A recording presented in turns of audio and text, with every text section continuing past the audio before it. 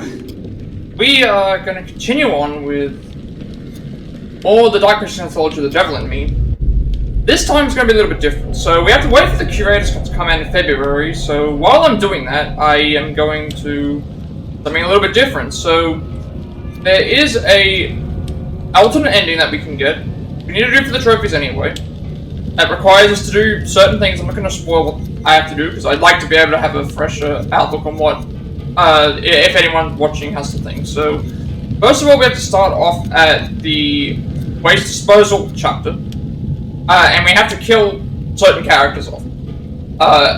Also, we're doing this because in the Cliffside chapter, instead of when we kill off a certain character, we don't have to worry about them doing things. So that's what we're going to be doing. And hopefully, at the end of this, I will do the bonus features as well, depending on how much time there is. So I'm going to make a new slot for this, just so that I have something else to load up on. I don't want to lose my current site that I used, so I'm going to do that. So yeah, my intention with this is we're going to try and get the Ultimatum ending, which requires us to do certain things. We're also going to attempt to do the bonus features. Now, because certain characters have to die and all that stuff and the thing, it should mean that we can save time on thing. Also, I'll be able to save time because I'll also be able to save more time because with characters dying, there's going to be less gameplay. With characters dying, there's going to be less interactions. Characters dying, there's going to be less. We've also got the majority of the. We also have the majority of the collectibles. There's only going to be one chapter where we do not have the collectibles, so I can pretty much run through everything else because there's no reason for me to go through and do stuff that I've already done. So see how everything goes, but that's the plan. The plan is Ultimatum ending. Along with the plan is the Ultimatum ending, along with getting the remaining collectibles in the Cliffside area as Mark, and assuming that I still have enough time, I'm going to watch all the bonus features. As a stream, we'll watch all the bonus features. So similar to what we did with the Quarry, where we did the Bizarre Yet Bonafide podcast and stuff. But the bonus features here are a little bit different.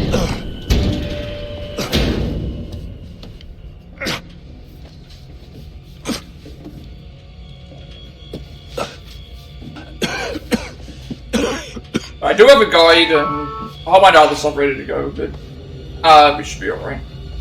Gotta remember what the running, I think running's L1. Out of here. So obviously the first thing I have to do for the Ultimatum ending is in this chapter. The reason why we loaded this chapter is because there's 2 points in time where Charlie can die that I've at least reached anyway.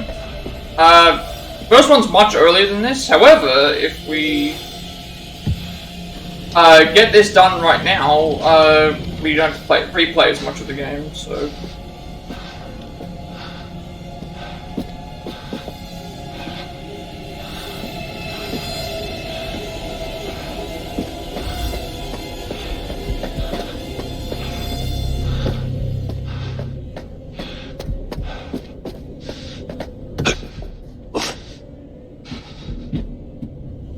Most of the stuff's going to be the same, so because it's going to be the same, I'm going to be running through it as fast as possible. Can't skip cutscenes, unfortunately. But I will be trying to fail, like, QTEs just to see what happens, because, if characters have to die, I'd like to see what happens.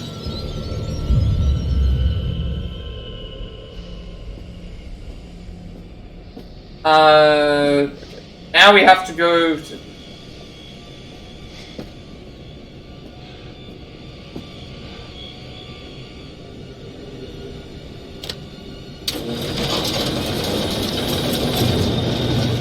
I'm gonna fail all the QTEs intentionally just to see what happens.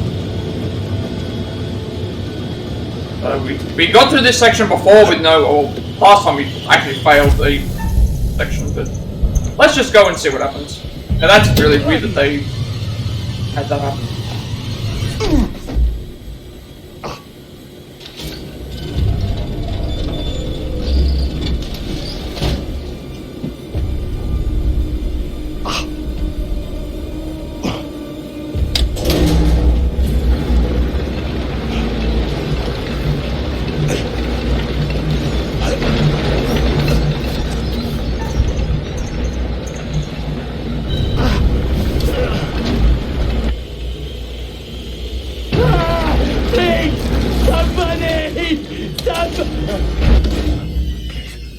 Please. I like how he stopped the, You fucking I like how he stopped the... Wow. For a second there, I thought he was going to stop it, but then it's like, no, he didn't. Alright, so there's our first death.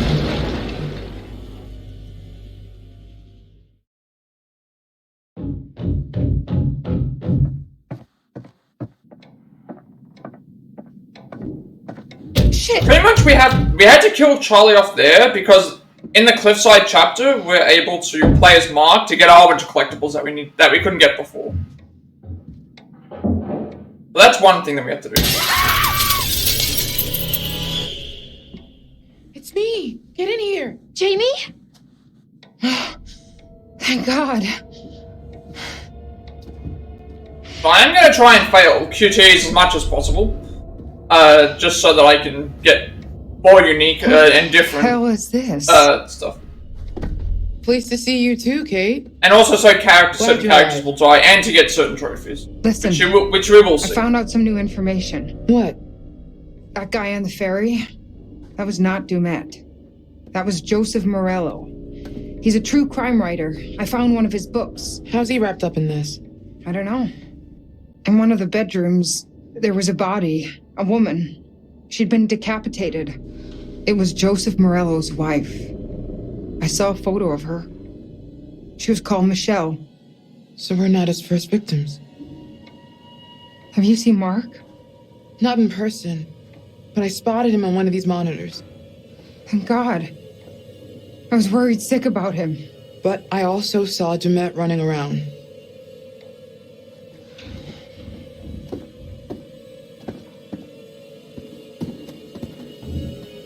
So the next thing actually happens in this chapter with the director's suite. So we have to make sure that so if you remember last time, we had to make sure we remembered which person had the screwdriver to be able to do what we need to do. Now, in this case, it's the same thing, except in this, we're going to end up either giving Kate the screwdriver, or we can lose it during the chase. I think what I'll do is I'll give Kate the screwdriver. Jesus. I'll give Kate the screwdriver just in case. Video feeds. Because I have to, a mixer big enough. I remember seeing in the trophy something for that, so it's like, I'll give her the screwdriver, and then we choose not to push the button. Electrics, everything. It's like a nerve center. For the whole building. It's a director's suite. Maybe we could use it to find a way out. This should go a lot faster because we've died. We've around the house. already go by a lot faster because we've already This is a lot. we've already gone and explored everything. We already know where we have to I know go. he's rich, but you can So obviously here we have to go above. I believe it was above. Charlie would say this guy is So a it would conscious. take us to And he's wearing the. a mask to we need to put look at the on a different blueprints. Personality. That's probably just his theory because he can't reconcile a human doing this stuff. Over here! But if I find any obols lying around, I will pick them Look up. at this. If I happen to It come sounds across like them in the tricks path. moving I'm not going to along. go looking around Nothing specifically in for them, Shipbox is real. unless it's the Cliffside chapter with everything Mark, from then here. I might It's a do so. murder It's a factory. little bit different, You're right. but that's only for a Should use certain this against part. him. I want to find Mark, not play Dumet's game. If we trap him, we can look for Mark without looking over our shoulders the whole time. Jamie's right.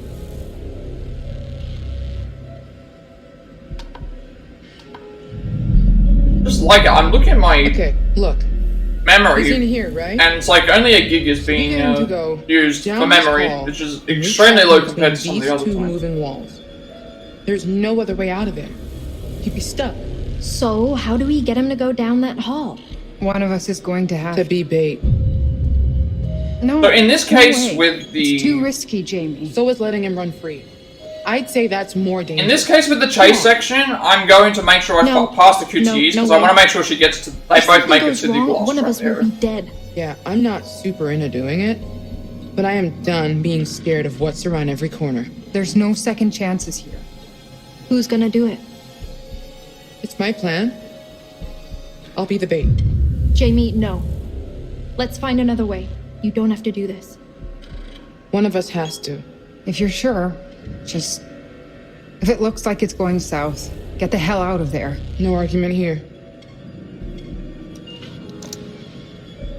Alright, so we have to pick... in this case, I'm gonna pick I need that. We That might way need a I- screwdriver. It's the closest thing we have to a weapon. Here, take it. If the mech comes for you, This way at least, fuck his shit up. this way at least I have the, I fulfilled at least one of the Please come requirements, I back. believe, for the trophy. That's my plan.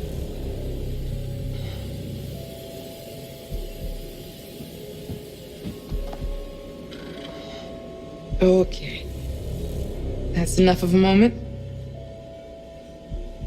Let's do this. Stick to the plan. Obviously. So how do we get out? Third floor must be a work in progress. Okay, be ready.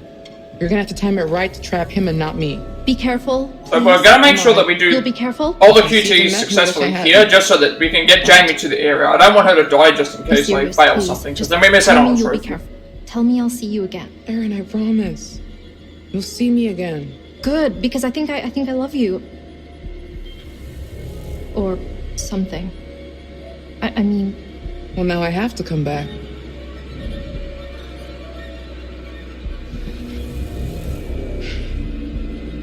All right.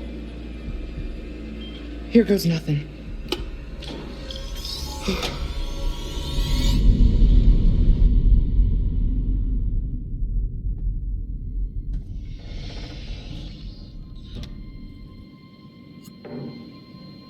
But anyway, we have to get to a certain point. But I don't need to collect anything. If I find some coins along the way, then I'll pick them up, Head because down the hall. that will Keep to the right. the title is accumulative. So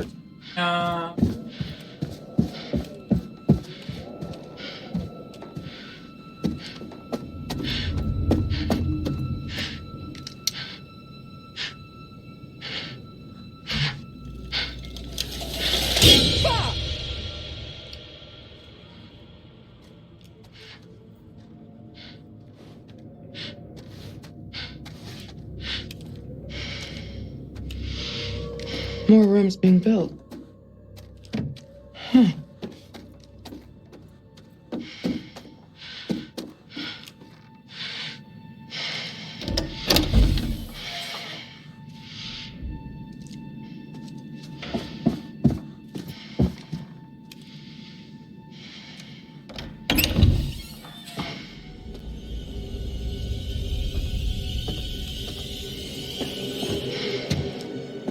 alright, so from this point, I want to make sure that I'm successful in the QTE.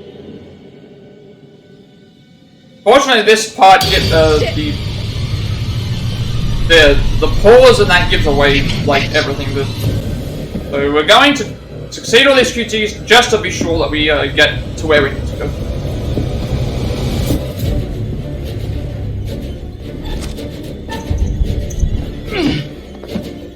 So if we succeed all these QTEs, then we get enough space in between us where we can, even if we fall over in the section. So we don't need to pick bluff, we can pick run.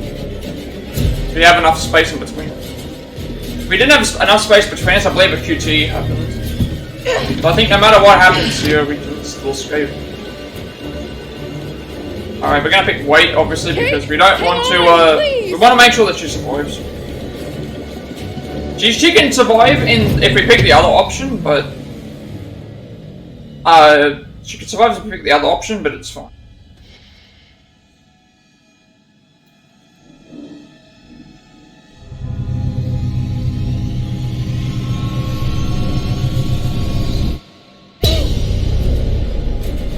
One thing that I do not like about the game, though, is I understand he likes to play with the people as well, but I also look at it and say, well, you have a prime chance to deal with what you're wanting to do here, and Jamie, fucking run! But then, like, I just didn't like this part here, because it's like, you're in a point where you could control absolutely everything, and then you just let him do it. It's like, you know, yes, the guy has a knife, that's it, but you also, like, there's 3 of you.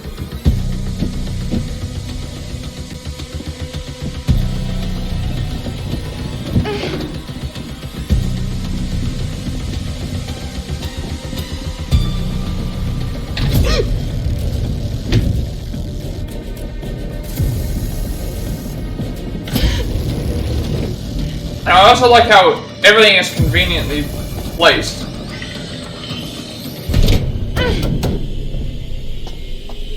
Jamie! Jamie, stop! Shit!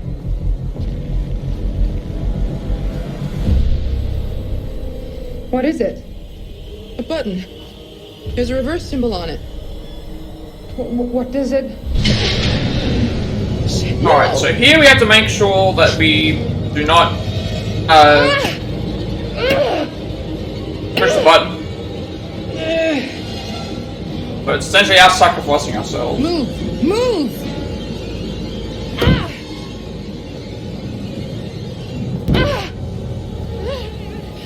Jamie! Kay? I think when I hit this thing, the wall will go the other way. Towards me, you mean? Yeah, this thing will kill me if I don't press it. Wait! I know! If I do press it, then you're the one that dies. Goddamn Dumet! This is exactly what he wants. He's making you choose which one of us dies. I'm sorry. I'm so sorry. Alright, so, we had to pick Defiant. Fuck this. I'm not playing this game. I can't do this. I won't kill you. And then now we just avoid not pushing the button. We just make sure that we avoid pushing the button. Don't want anything to do with the button. Stay away from the button. Just in case, I move away from the button just in case the game recognizes something. So this should get us a trophy. Jamie? I'm not doing it. I'm not playing this game. Look out for Erin. For me. Promise? I promise. Oh, fuck. Jamie! I don't actually see Thank you. anything. Thank you. Survive, okay?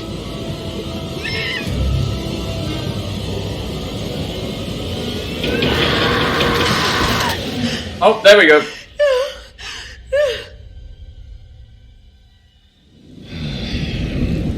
There's our Curator. What an excruciating way to go. Jamie wouldn't press the button. She chose to spare Kate at the cost of her own life. Admirable. People can surprise you sometimes. Charlie. He managed to escape the furnace, only to fall straight into Dumet's grasp. There's the trophy. Looking for.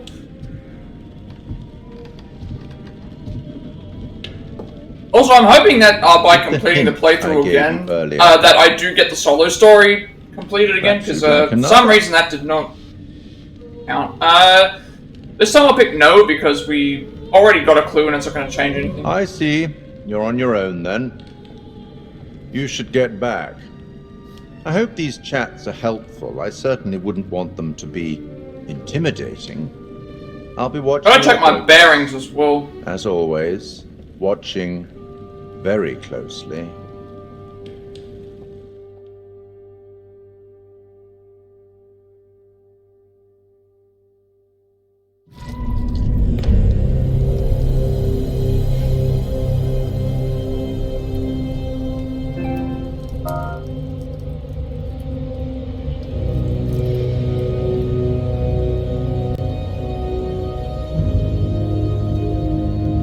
Alright. There's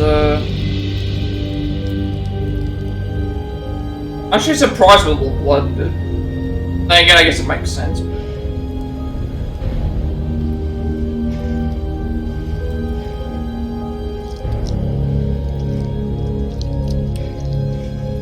That's a very good visual they did there.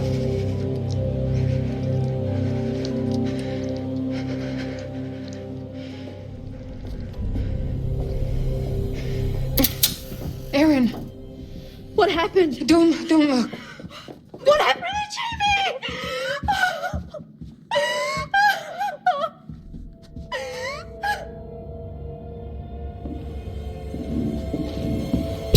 Erin, run. Okay. I think this is still scripted. At the point where we would kill, Erin is not here. No! I think at this point we're playing as Kate. I don't think Kate can.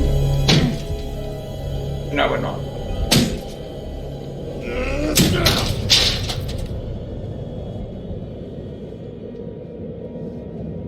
Oh, wait a second. This point's the point with the.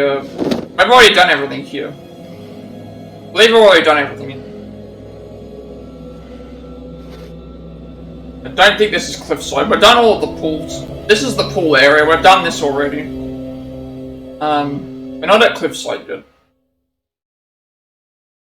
But with 2 characters dead in the first 20 minutes or so. Alright, we're playing as Kate here, so that means that we have to... I'm gonna succeed all the QTEs to make sure that I survive, because, Is he gone?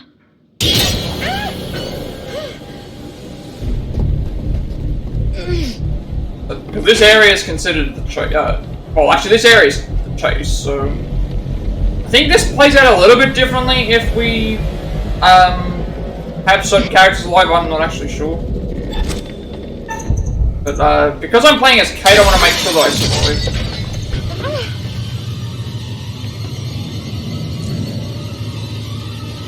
For our trophy down reasons. No, I can't leave you. Just go.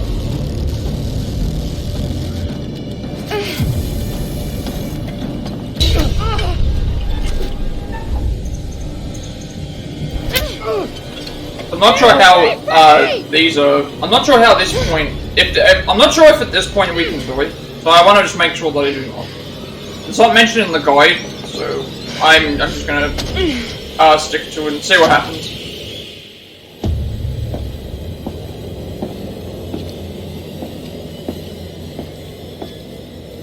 Breathe in. 2, 3. Okay, we didn't get to use this last time, so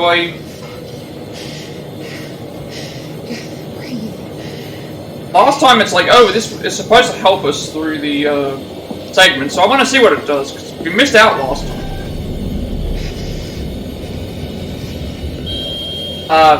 That wasn't supposed to happen. That was too early.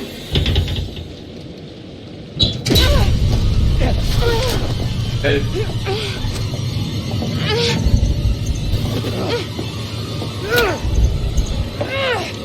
I don't know what happened then with the flashing.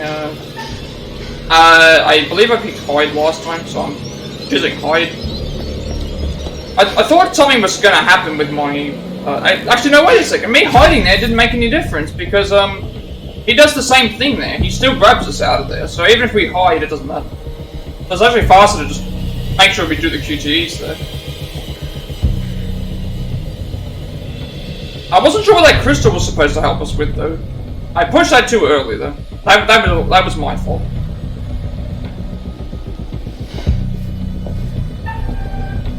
Alright, this time we'll do it.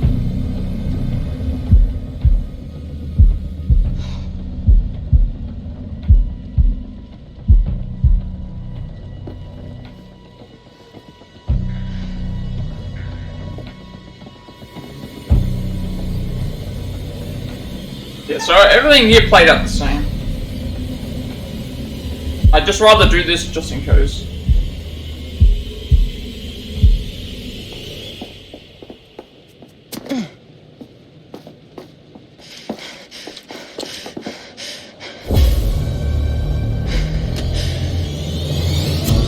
I don't like having a load screen appear during a important sequence like this. This is kind of a problem.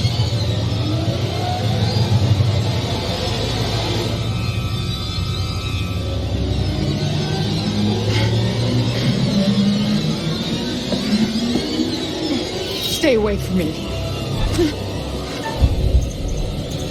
Alright, so we might just do everything we can to make sure that we defend ourselves. If you remember last time Jamie was here, not Jamie, I'm sorry, yeah, Jamie was here and he grabbed us, so, this plays out a little bit different, but...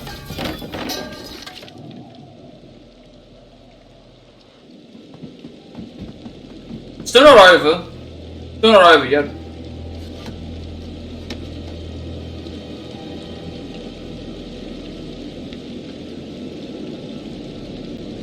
Oh my god, Kate. That was badass. You killed him. It was him or us, right? You saved us. We better keep moving.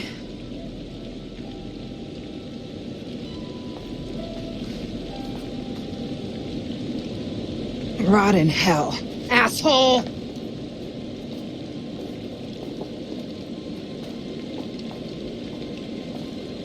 He did take a big fall, but then again, like, the thing we have to consider is that he did get, like, the impact did break his fall a little bit. It's like he fell straight from that point all the way to the ground. He hit things along the way. Alright, so I think this plays out a little bit differently as well. Alright, so this is the Erin part. Don't stop! So we have to choose the barricade and then climb in this.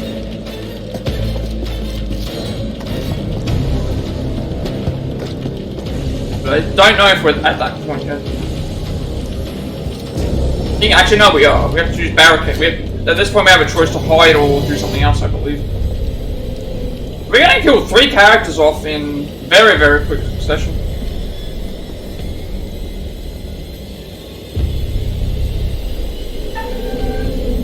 Alright, past this.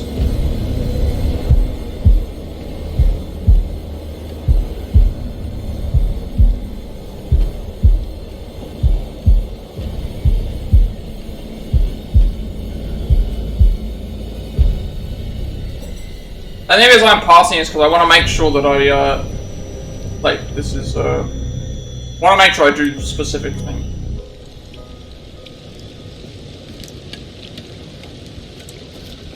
I think it's at the end of this chapter where we have to do something. Okay? I got lucky. I do remember the chase section where all 3 of them are getting chased. I think it's at that point with the thing. So first of all, we'll sync up our trophy that we just got.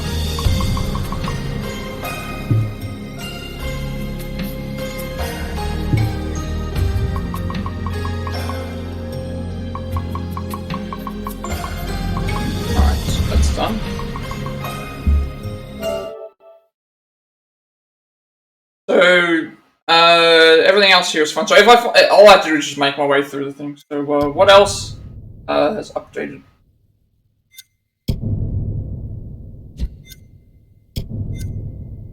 But yeah, there's still 2 secrets that we don't have. We can't get them because you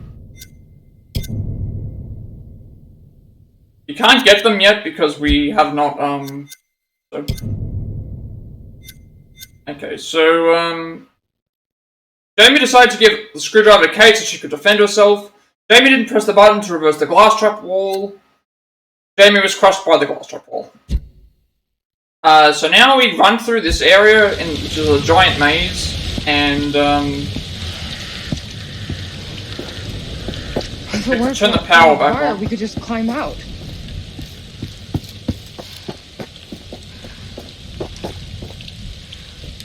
That's the hardest part of this, is like, where did we go? I think usually we can follow the, like, nothing here is gonna kill. We don't have to worry about anything killing us. Down here. At this point, we have to just reach a point where we're going to use the, turn the power back on. And eventually we'll get to a point where it's like, oh, we can, not turn the power back on, we can, we'll have to find our way through and turn the power back on, to get to the next point. Good thing is that if we do get lost, I believe we actually found a coin along the way. But I'll pick up the coins if I find them. Because they do carry over. I'm not trying to find coins, I'm actually trying to get out of here. There is a point where you can get points very fast. But for the most part, we only have one section where it's going to be me exploring, and that's going to be in Cliffside chapter with Mark. It's a little bit different. There's trophies involved as well. Listen, there's something I noticed about Dumet. What? Right, we found our way to... Okay, listen, when I was a kid, I didn't speak much. Right, we're in the right. No kidding. We're in the right No, way. I mean, like, at all. Now we have to They called find it selectively the mute. power Like, to... I could talk, but I chose turn not the power to. back on. And what's that got to do with Dumet? We've never heard his voice. So, One of the things they said about it, the psychologists, was that I was hiding. That I was scared that if I spoke, I would give away my identity. That's the same as Dumet. same reason he wears a mask. No, it's more than that. There's a conflict in his identity. He doesn't even know who he is. It's like he's caught between being two people. Or he's trying to separate the killer from the... Oh right, no, regular we guy have he to... has Sorry, we have to arrested at find the, Maybe. We have to find the lever first. The lever... We found the way we have to go. The lever is on the other side. I think it's like...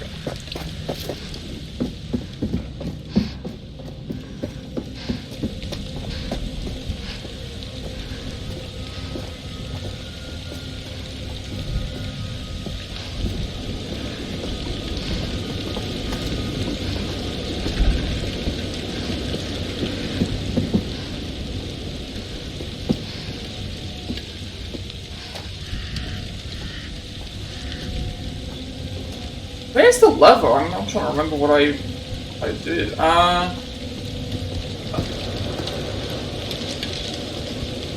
Need this. Forgot to grab this first.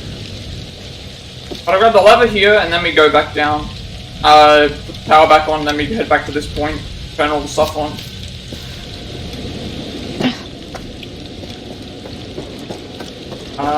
Where's the power? Here. This way.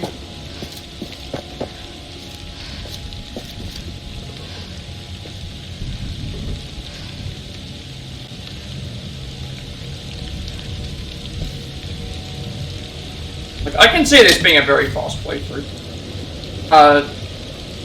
Considering what's happening. We're already half an hour through and we're fairly fast. And because I don't need to explore,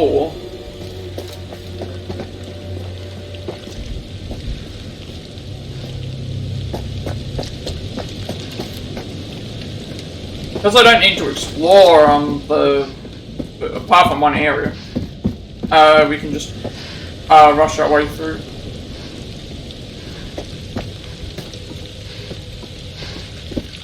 Might be the last playthrough of the game though. We still have a Curator's cut, and then after we've done the Curator's cut, we have everything ready to go for chapter select.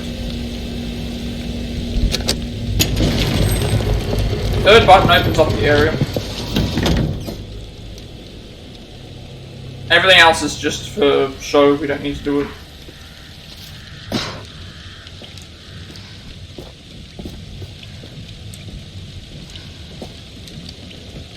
Down the ladder.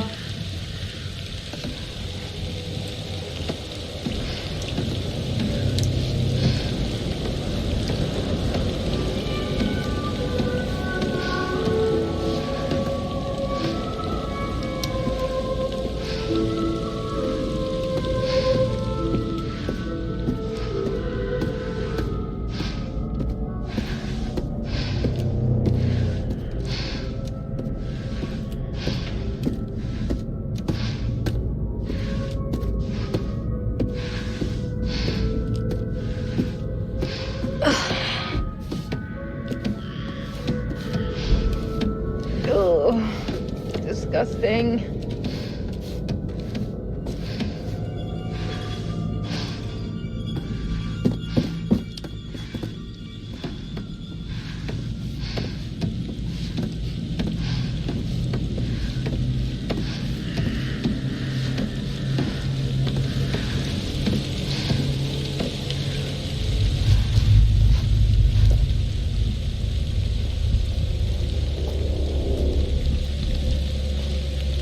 So we're nearly at the point where we have to, we're nearly at the point where we have to pick the next lot of options to, kill off the next character.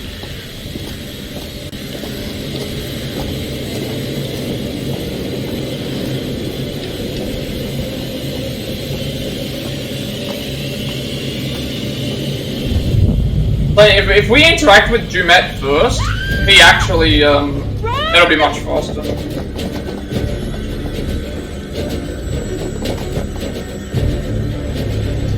Alright, so we're at to the next point. Hurry up!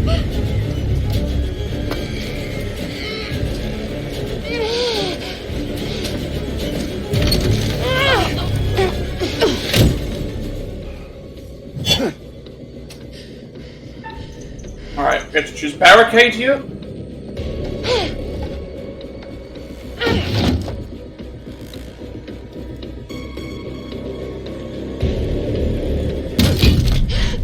Look!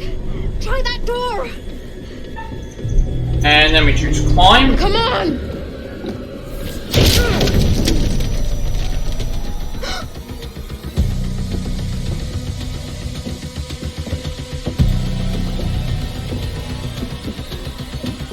Oh, right. Yeah, so if you remember the last time, there was 3 of them here that all got through the door, but she's by herself here.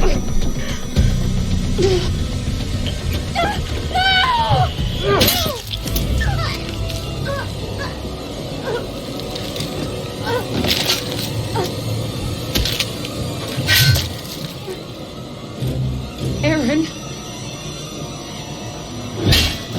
Wow, he's going work on her.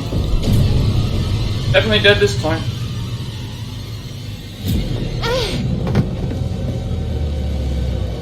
And then this looks like it plays out the same way. Or will play it the same way, because I remember last time, the reason why it didn't play out, it played out differently here is because there was all 3 of them plus him on there. Maybe it still breaks.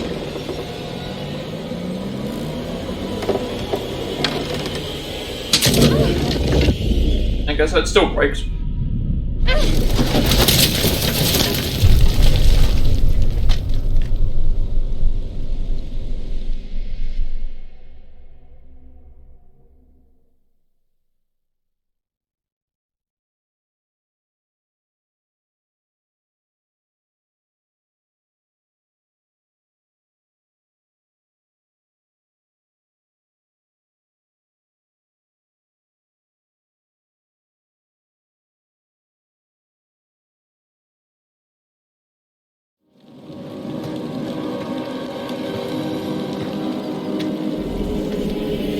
Alright, this area should be the same as on the cliffside.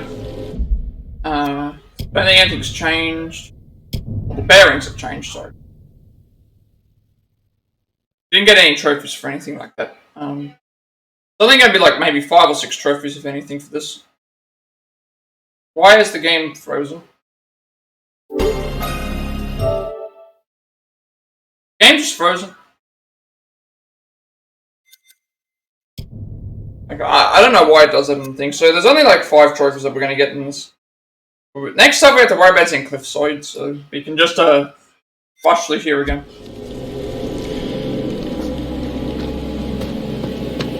Have nothing that we need to bother about. Damn it.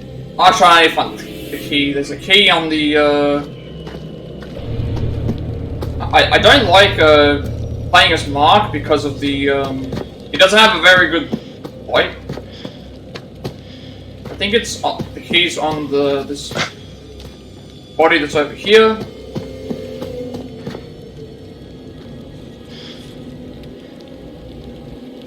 Jesus.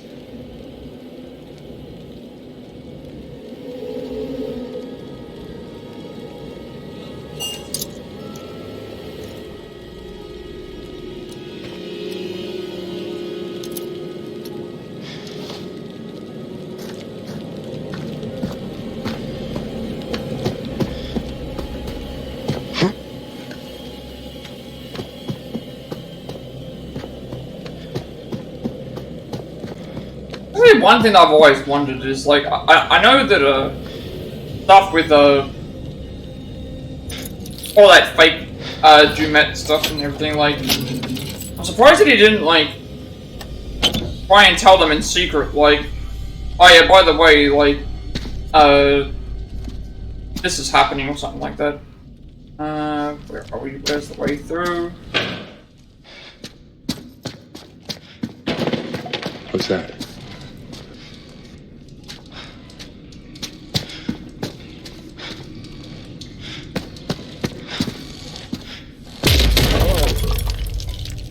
I think I'm past the point where, like,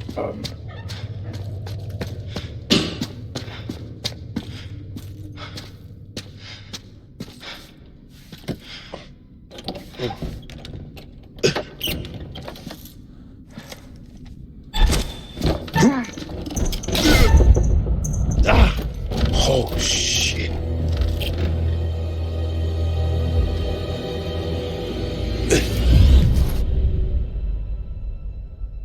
I really did enjoy this game quite a lot, but I believe this is the Cliffside. So everything here is gonna be new, I believe. Alright, so I think get to the lighthouse is in the... Okay, so get to the lighthouse is the clue for the thing, so this is Cliffside. I believe this is Cliffside, so we have to head down through the opening and enter the shed for a camera lens.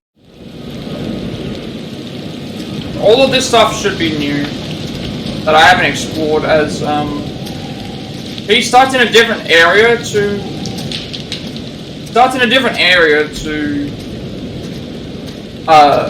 Charlie, I believe.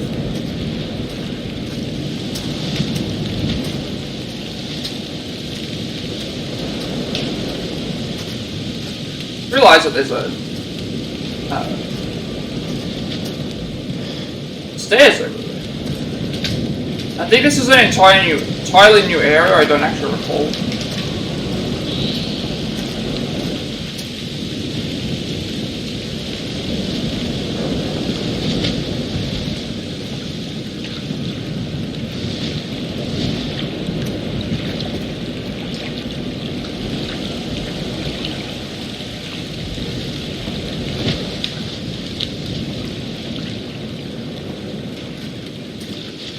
Actually, I don't remember being up here, so I'm actually curious where this leads.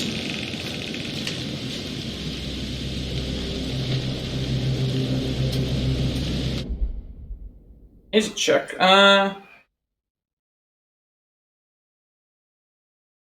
Actually, no, this might be the way to go.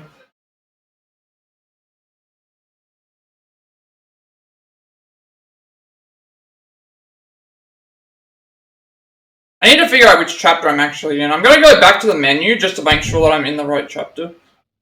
I think this is Cliffside. I wanna be sure. Because if it is, then I know that if it is Cliffside, then I know that I'm in the right section. I actually just want to make sure. Otherwise, I think this is Cliffside. It looks a little bit different, but I don't know if there's multiple ways to go.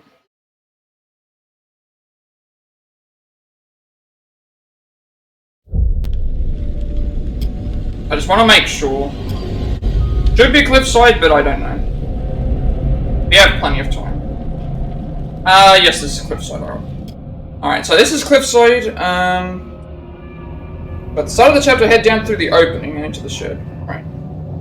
I'm gonna follow the guide to make sure that I get all the collectibles. That's what I'm mainly looking for. Collectibles and photo opportunities, because we can't take photos. Normally, if Charlie was alive, we would be playing as Charlie in this section, but we are playing as Mark instead, I believe, so this stuff is going to be a little bit different.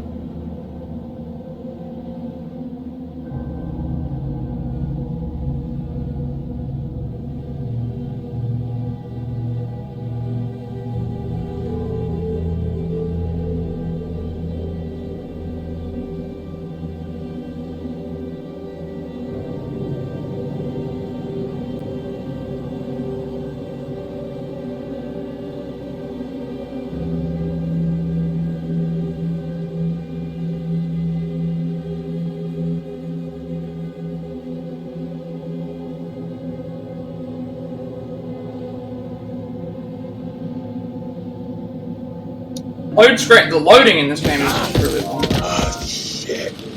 Alright, so this is Cliffside. I should have just trusted in my instincts. I think that's supposed to be the shed, so let's have to head down through the opening. Well, I'm guessing this is the area.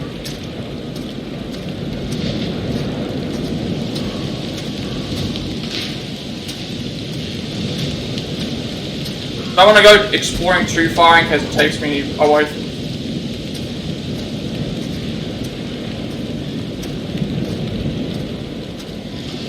Yeah, this is the right area.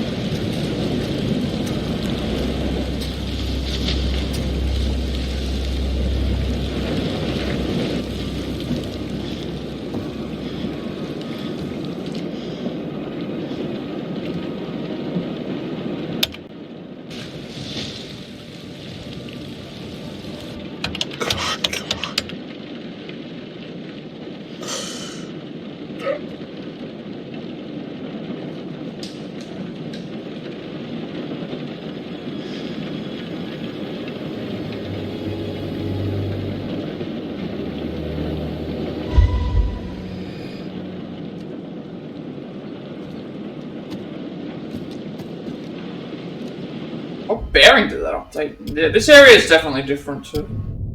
This area is definitely different to what do you see there? Mark checked the ferry deck but found the controls had been disabled.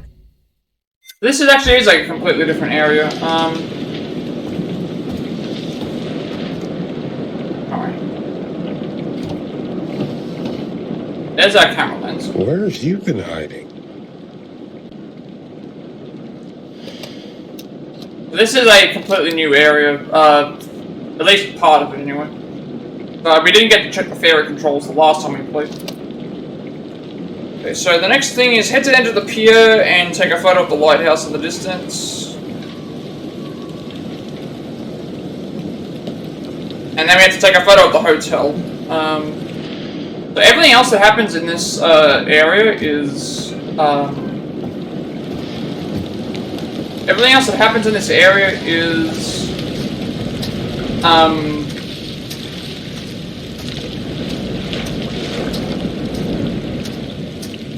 everything else that happens in this area is like photo opportunities.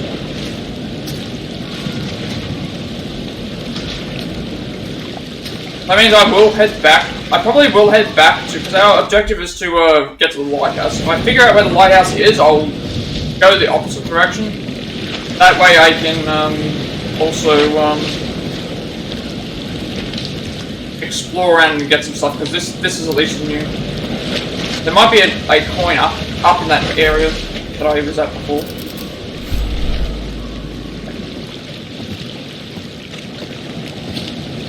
But to take a photo of the pier. Oh, there's the lighthouse. Oh, okay, the lighthouse is over that way, so I would have, yeah, if I didn't come this way, I would have, if I didn't come this way, I would have, missed it, because I was heading towards that way, so the lighthouse is right there. I need to take a photo of the pier. Or is it the lighthouse I need to take a photo of? Is it the lighthouse or the pier? No, lighthouse. Take a photo of the lighthouse, take a photo of the hotel.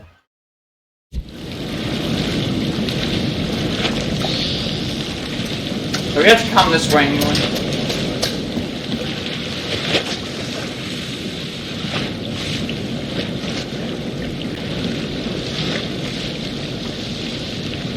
And here's our... take a photo.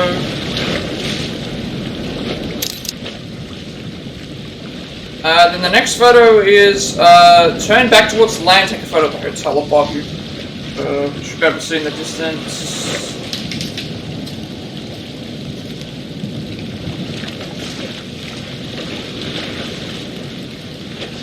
From the above, turn around towards the land.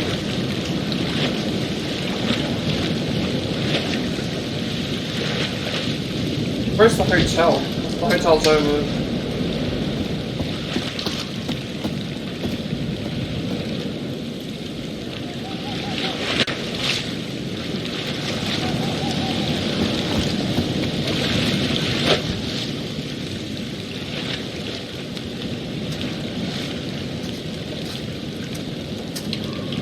I think the way I have to head up those stairs is the way towards the, I believe that is the way towards the, hotel. The lighthouse, I should say.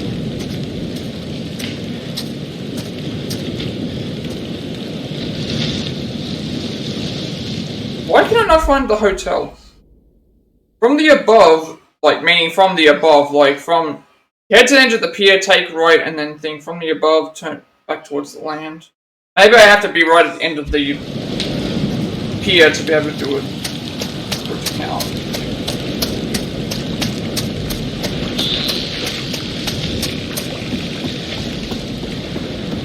If I'm right here, take a photo of the lighthouse. And it tells me to turn around.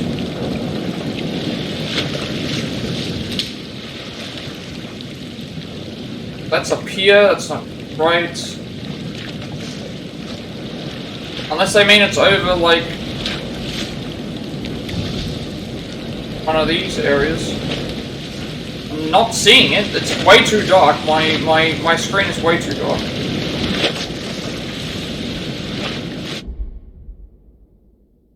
From the above, turn back towards the land, take a picture of the hotel above you. That's literally what the guide says.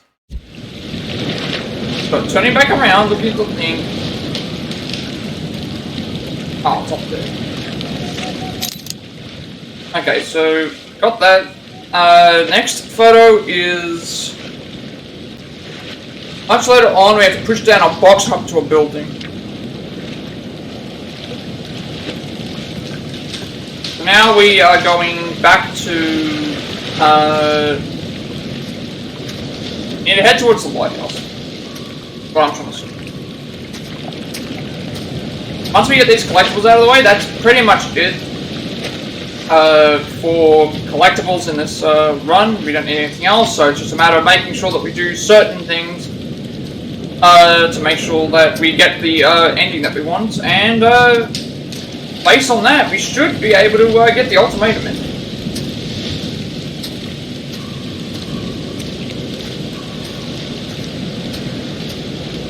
We'll get the, and then we can go and watch all the bonus features. Watch all the special features we unlocked, and then I'll end it for here. And depending on what happens, I think my next game might be Star Wars Jedi Fallen Order, actually.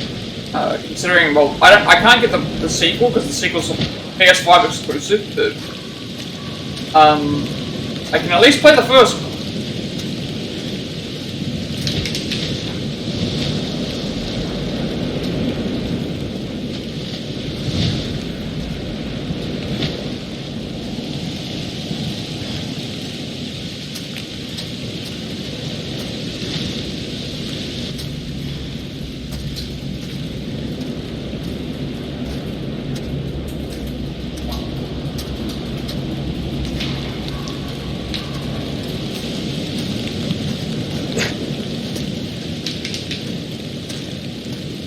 I wish that he had a better light than what he has here, because it's just not great. I think a lot of the stuff here is might be the same, but I also don't know.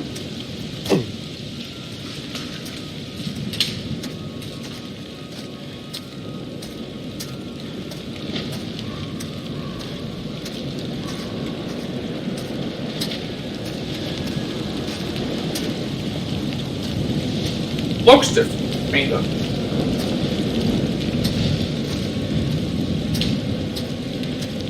But I'll take my time, because there's stuff that I'm finding anyway.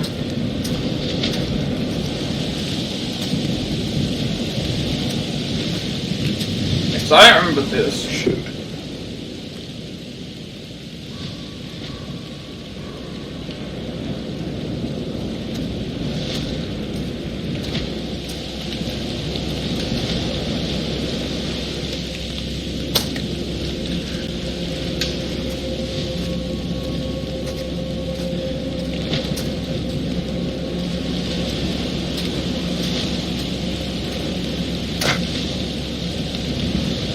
I think this is slightly different because I remember if they're both alive, they both explain that they did different things.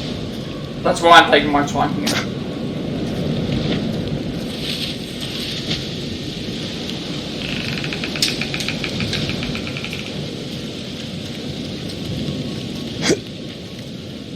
And then there's a point, so it's like, I think there's a point where it's like, yeah, that's what it is. As Charlie, you do one thing. As Mark, you do another thing, and then they have the chapter where they join back together, and then it's all the, it's the same order.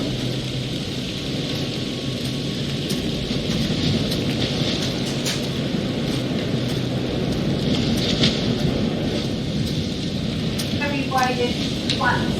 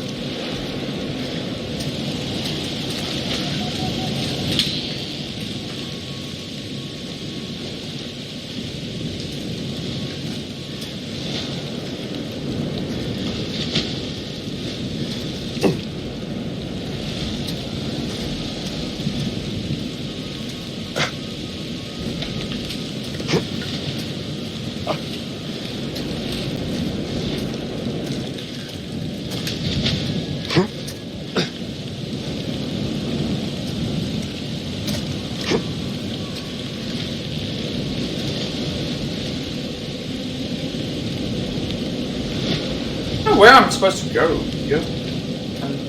Like that's the bridge. Obviously, the bridge isn't gonna work. Drop down, and then I get to a point. And it's like I've missed either a shimmy or I've missed something because I can't see any. Two ways to go, and then like down here doesn't. Can't go down this way. We go up and then we go under the tree, but then when I get to that point, there's like a dead end there as well. There's this here, but I was like, he doesn't have a good light. No way to know which way is the correct way to go. Because at least the other characters have a like a torch. Like here, it's like there. Yes, it's here. Alright. There. I don't like that. How hidden away some of these areas are.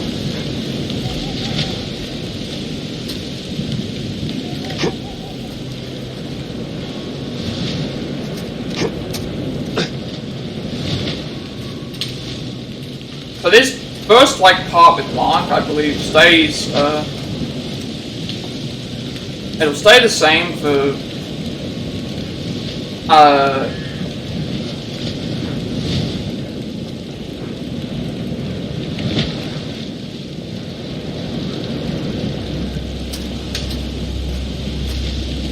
it'll stay the way that it's supposed to think.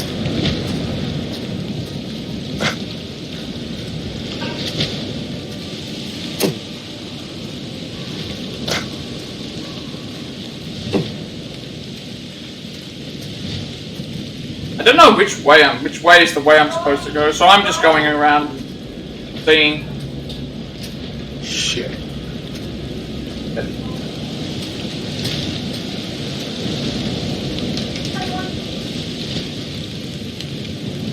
There's a coin, so good.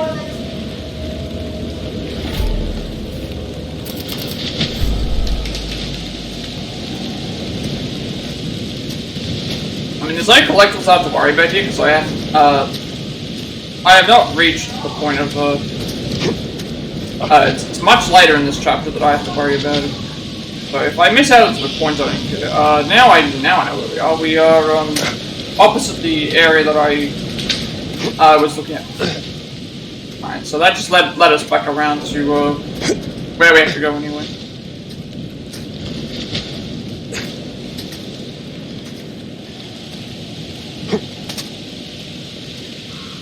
We're almost out of the point where I'm almost at the point where I can start running around. Just this area is all different.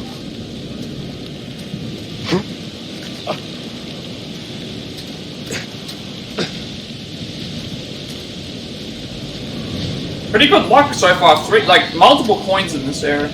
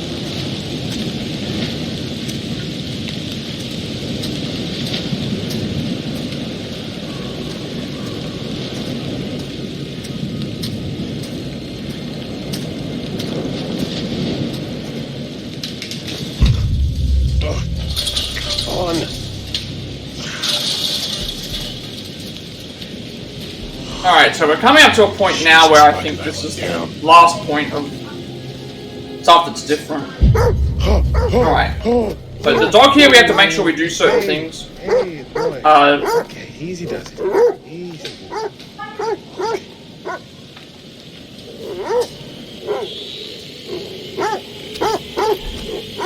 Do not throw at the rock at the dog.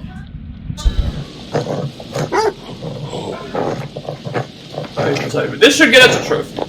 Easy does it.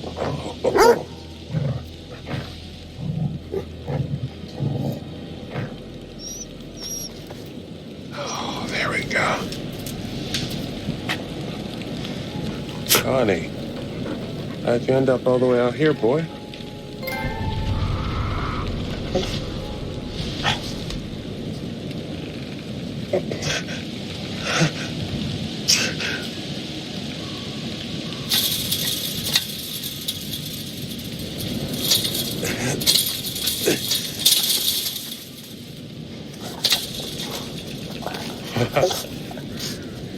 You make it look easy.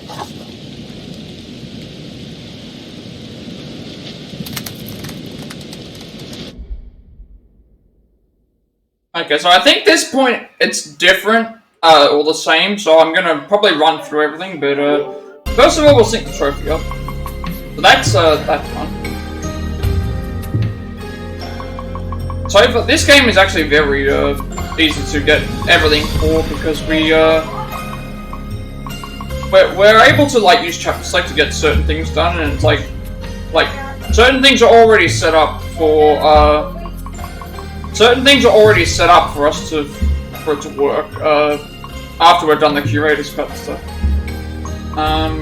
So yeah, we're pretty much set. Like chapter select is not going to be very long at all. Okay, we haven't pushed down a box and hop into the building yet.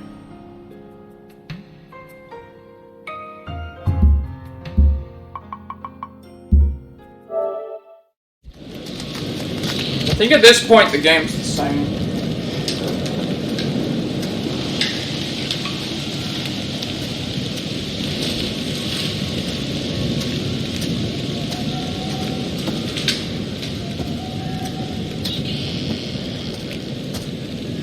Still not sure how much the same it is. Actually, no, this does look the same because I remember this. Yeah, I remember this area. Okay, so it's pretty much the same.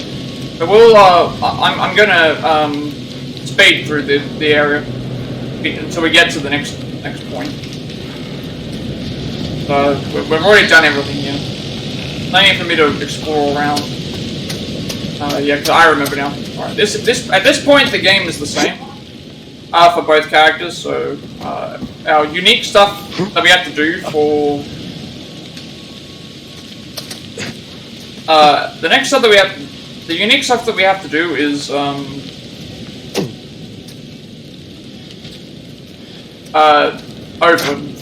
So everything here we've done as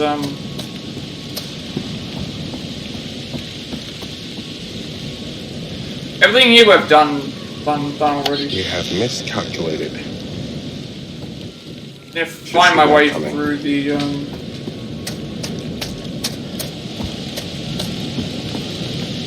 everything that we've done here is same, so I'll just make my way to the area that we're supposed to go to. If I'm even heading the correct way, I think I am.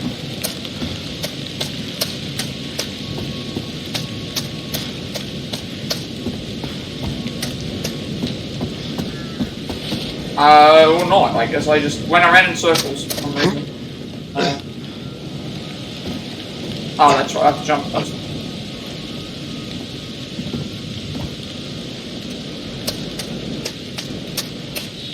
Yeah, we jump across here and then we go and do the thing up here. Got this. Yeah, if you remember, this is the area with Charlie and where we were playing as Charlie and Marshall. Now we just have Marshall.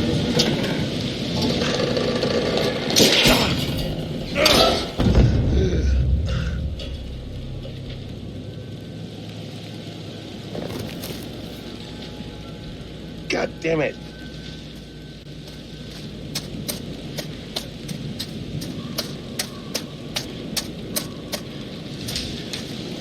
Alright, so we're nearly there. We have to so we have to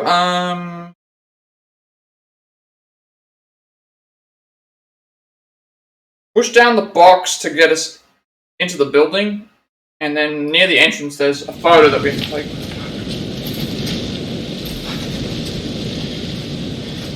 I believe this is the point.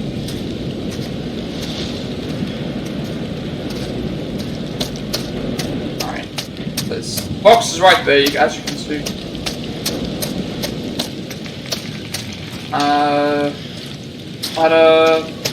Here.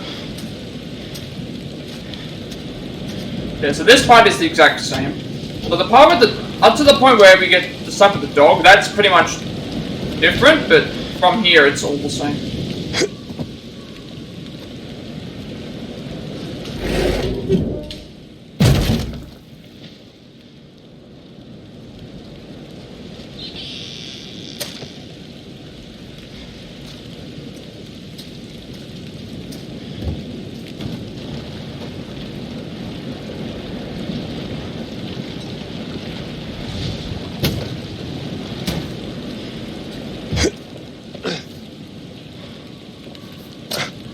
I don't like how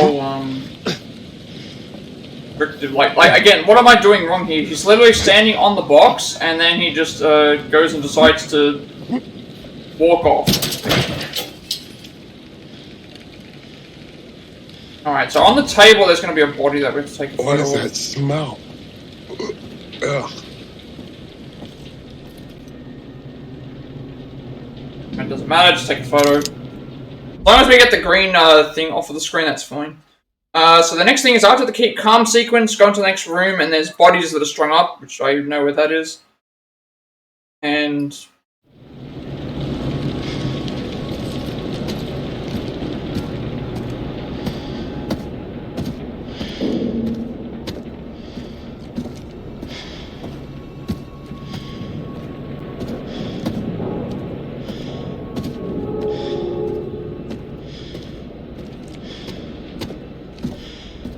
I think we have to inspect something. I think we have to the body, or there's something that we have to interact with. That way we can. That way it'll progress to the next point, because we need to hide.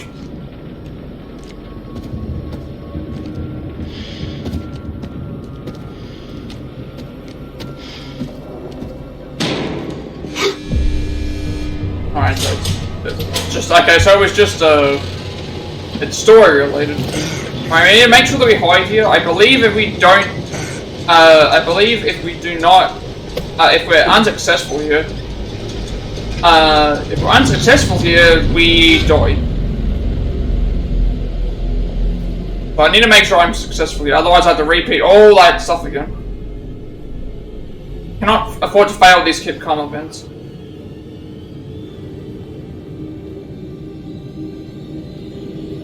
Why shouldn't... No, it would still save it would still save the thing. We have to make sure we're not allowed to die though. We have to make sure that we don't die with this character.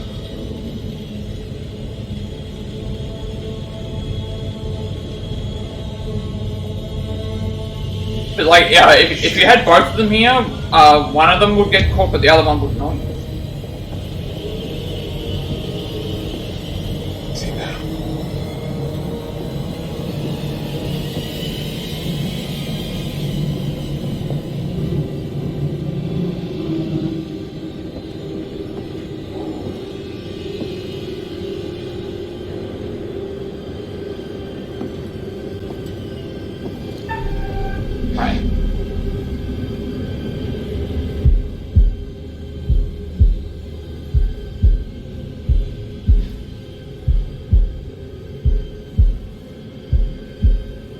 I think we should be alright now. Actually, no, he comes closer, doesn't he?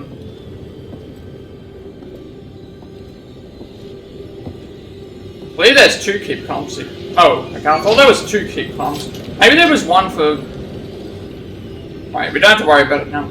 We head to the next area and then we go and... no, there's a photo in the next room, then there's a photo in the next room after that. Then that's all the collectibles we can get in the Curator's cut that are left to do.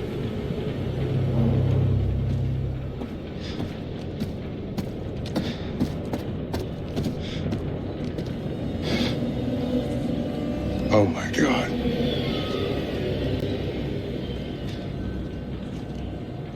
A photo of the bodies up top. And then in the next room, we have to take a photo of body when we open the dividers.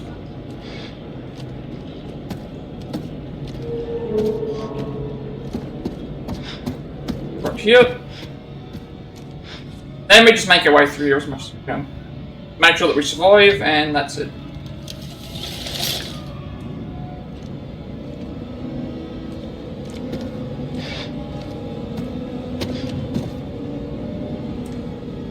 It's not... Yeah, or is it? I can't even see, like, it's so dark.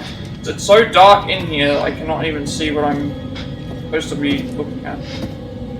And there's a body right there. And take a photo of this. And that's our last photo. That's the last collectible that we can do for this. So now...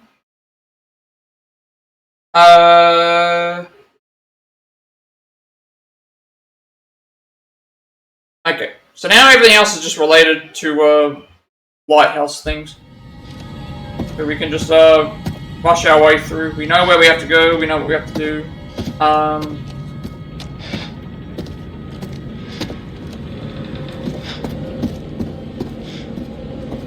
You use a card here that we need to use to get... I need to find the card. The card is... right in here. There is a card that we need to use to get onto there. I think it's in the other room. So we need to get up there. It's so dark I can't see what I'm looking for.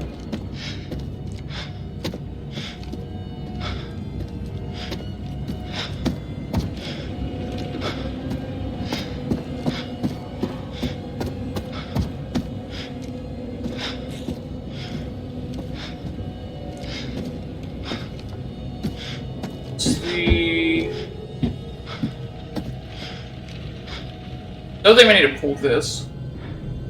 Don't actually remember. Oh, that's just great. I need to find the crate. There's a thing to move. Right there. But I need to get up to there, and I can't do that.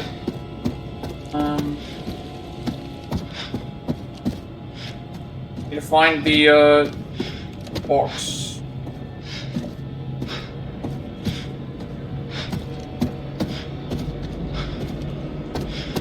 I think this is it. Yep. Alright, I could have just gone to there and come in. Didn't even need to go into that other room. Just go up here and do what needs to be done.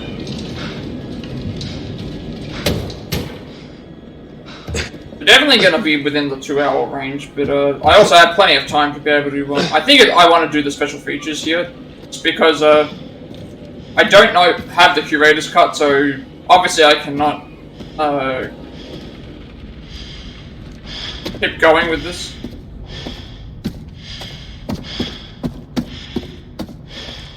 So I'll have to wait till February.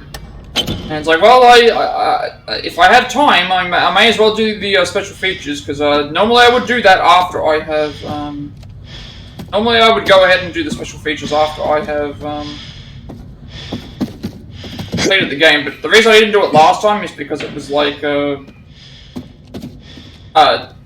it was the end of the game.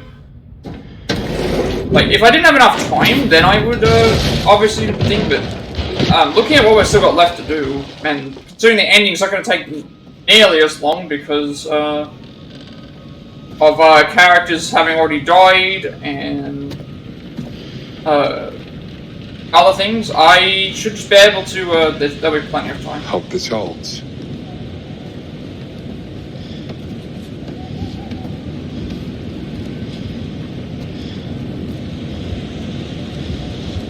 Alright, so I don't think we have to even do the balancing thing here because there's 2 planks, so I don't think we even have to do it. So if you remember last time, he got across with 2, and then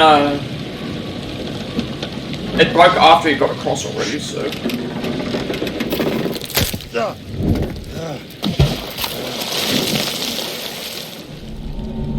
because if you remember, we had nearly died there. Not died. We can die there, I should say.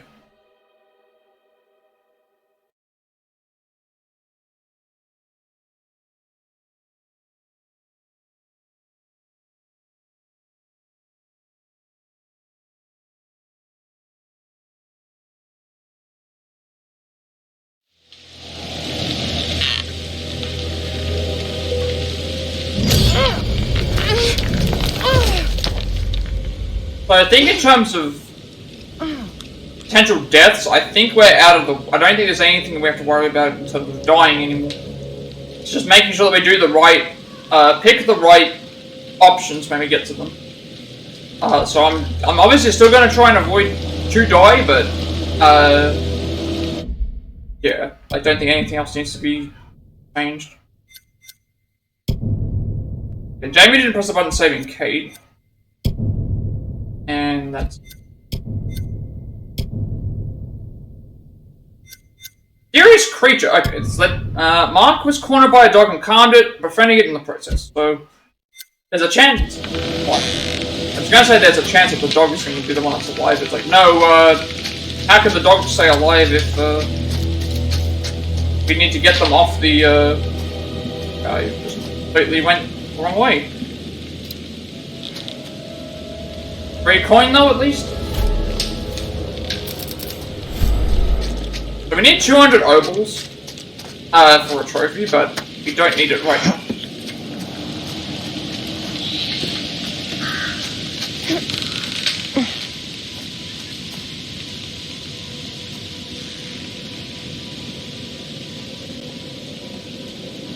I think from what I remember, we're required. We have to go to the shed to get a key to get. No, that was for an inventory item, wasn't it? I don't actually remember. One of these, a coin. No, there's a business card and a. We don't need them. Did I just go the wrong way? Drop down here.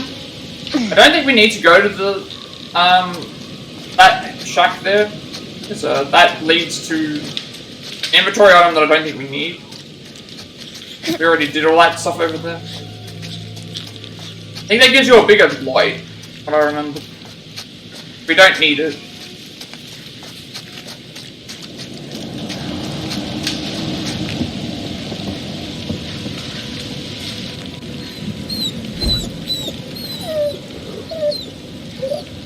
I wonder if we reunite with... Actually, no, we wouldn't reunite with Mark here, would we? Alright, so with Kate by herself...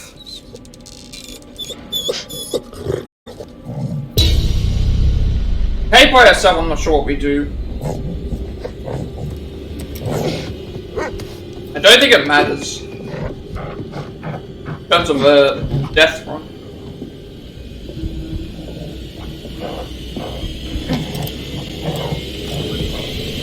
I'll check the keep everyone alive's thing just in case I...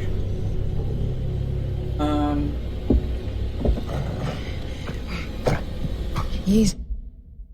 Okay, if only Kate or Jamie is alive, that will survive no matter what. So we don't have to worry about what we do here. We can pick whatever we want.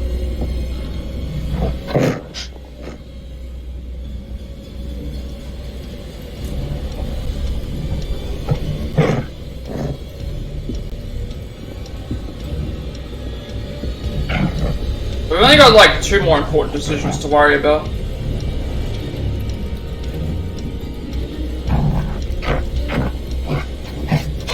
Well, I'm sorry, but considering we did not kill the dog the first time, I want to see what happens in this case. Because last time we kept the dog alive. We already got the trophy for the dog, so fortunately we have to do that. They said no matter what happens, They said no matter what happens, we survive, so we're the only ones still alive.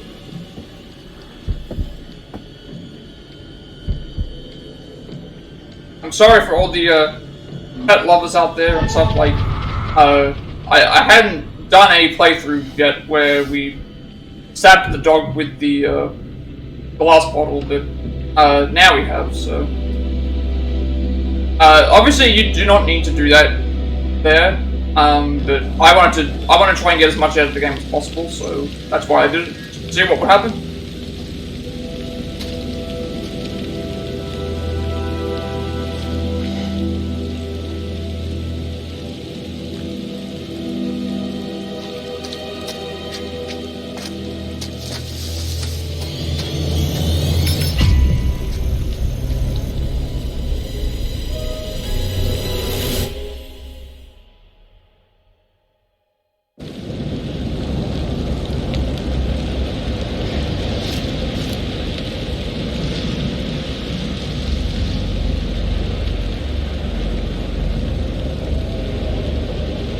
So I think this plays out the same as well. We have to repair it, because if you remember, repairing the lighthouse is a requirement as part of the story. We have to repair the lighthouse, I believe.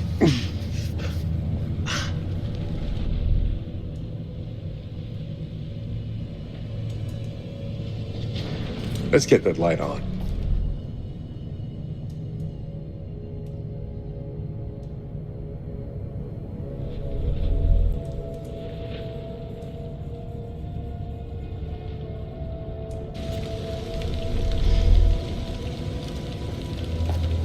Alright, so I think we can just run all the way up to the top of the lighthouse.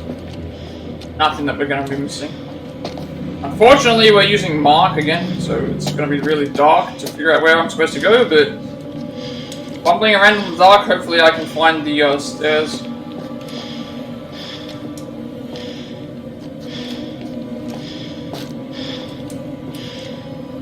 I don't know where I am right now. I cannot see what I'm doing. Like, I feel like I'm just trapped in between a bunch of walls. Really? Oh my god, this is really bad. I don't even know where I am. Why did they decide to give him a red light?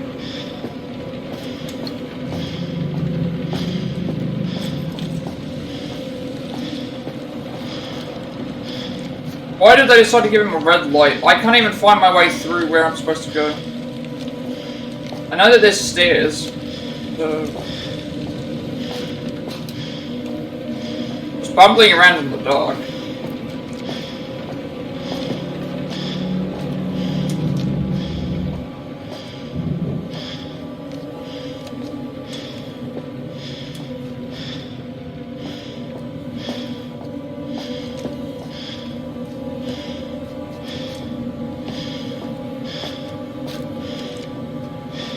I'm actually lost. I'm actually lost. I cannot see where I am supposed to go.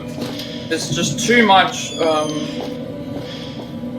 there's not enough light. There's not enough light. I'm gonna have to, like, look up a walkthrough just to find... Like, I can see there's stuff to examine here, but... I cannot actually see, like, I cannot see what I'm supposed to do.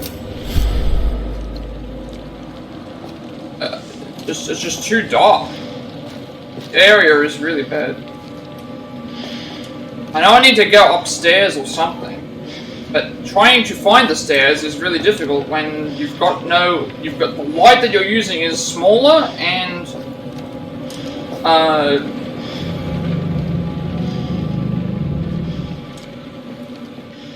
it's that color, like.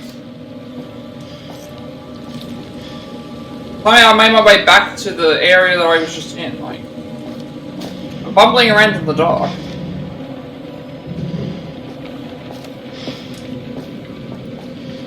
This is one thing that they need to improve, like, I actually cannot see. I cannot actually see where I'm supposed to go, and somehow I did this in my first playthrough, but I cannot actually see.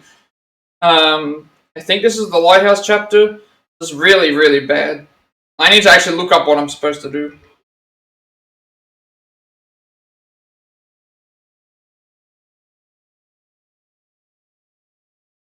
At least if I can find some sort of, like, directions, I cannot actually see. It's impossible. I'm bubbling around in the same areas. I think this is the lighthouse chapter. I'm pretty sure there's stairs. I'm pretty sure there's stairs to pretty sure that there's stairs to go through, but I cannot see the stairs.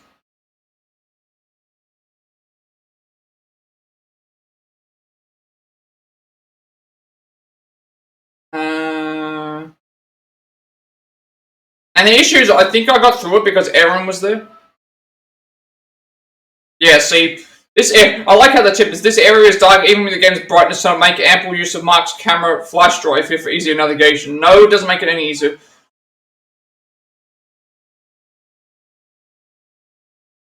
Yeah, there's a set of stairs. If I can find this set of stairs, I'm fine, because it's much more easier to see up once you get upstairs, but I'm bumbling around looking for the stairs is the issue.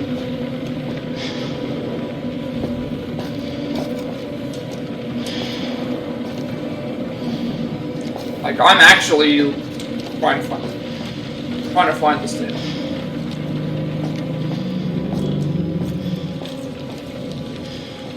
This is the area where we pick up a coin, like, that's fine. But where are the stairs?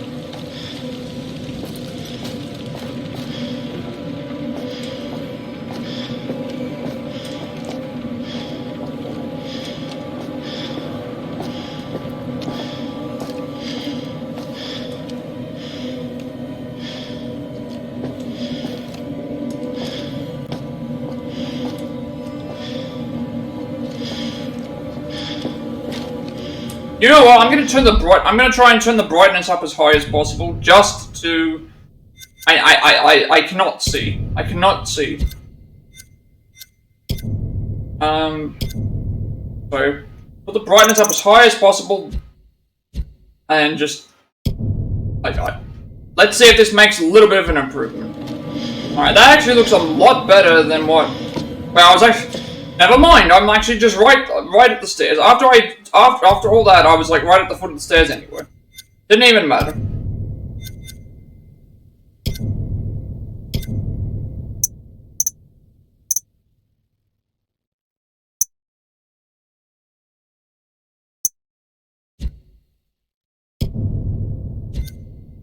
Alright.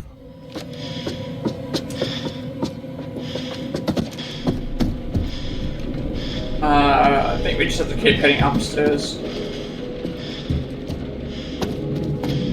Like going around looking for stuff we don't need to bother, we can just, all we're trying to get to is get upstairs, like... I told you that was what was gonna happen, didn't I? Like, oh, once we make it upstairs, it's much easier, because there's more lights and stuff. And windows. Now I need to get out of...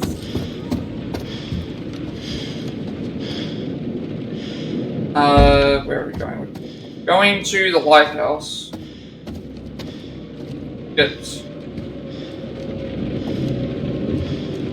the keys. But I don't think the keys are...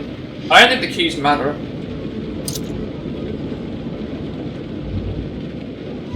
Looks like there may be another boat on the island.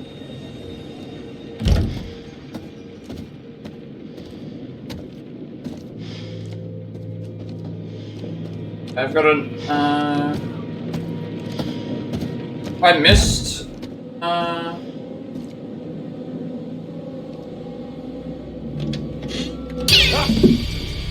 Son of a bitch.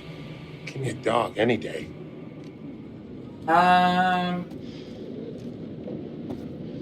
Okay, here's this. Is it upstairs? Downstairs. No, this is up. This is what we're looking for. Need to find the stairs again. This now leads to the top of the thing. Now go and do the stuff with the lighthouse. That's fine.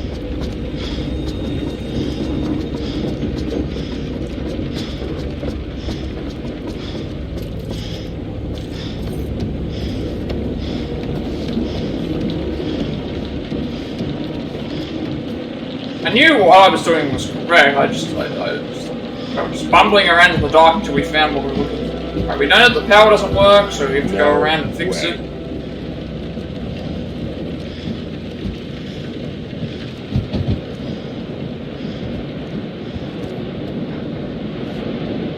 This is all part of the story, so... Don't look down. Don't look down. Don't look down.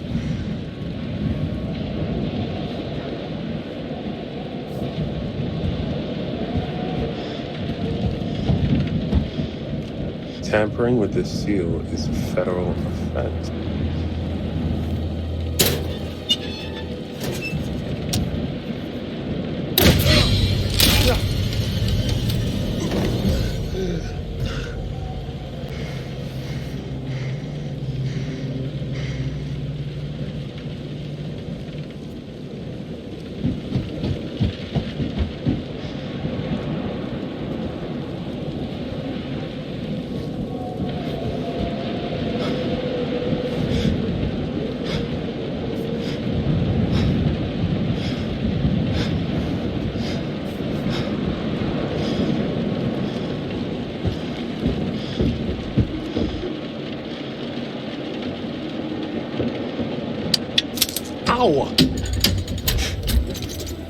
Alright, so we're out near Erin again.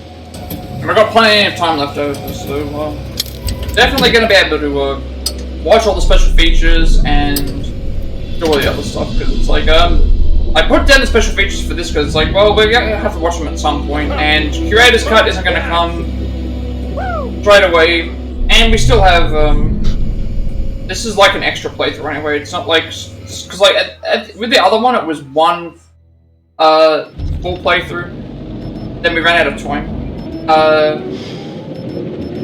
Then the Curator's Cut playthrough was the Curator's Cut playthrough will be something different as well. So it's like, may as well just this is a partial playthrough, and even if it reaches above the 2-hour mark, I may as well just watch the special features because we still have some time. Hey! Up here! Kate! Hey! Alright, so we are coming to the point now where we have to make another decision, so we have to choose to help Mark.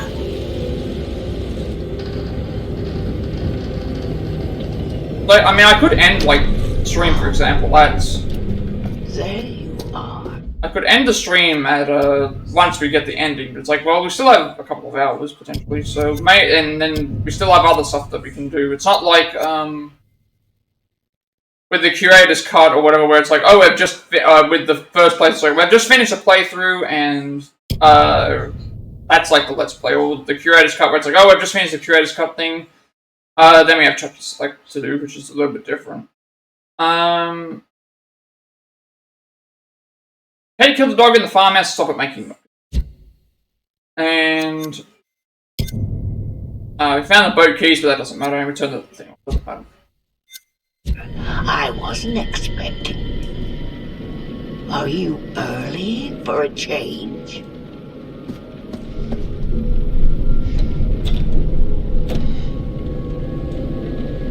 I thought for a second that I wasn't able to do what I wanted to do.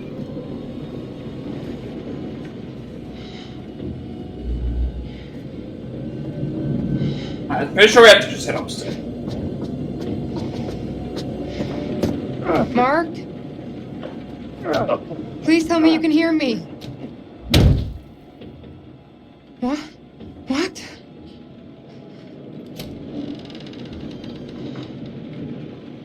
Please don't, like, do that. Don't know why they had to do that before. But that seems to be a problem. I think it's because it's on PS4.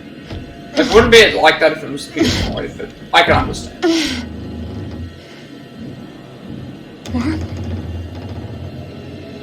Mark, can you hear me?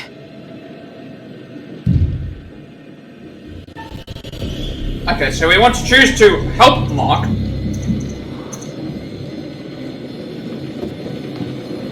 Hang on 1 second.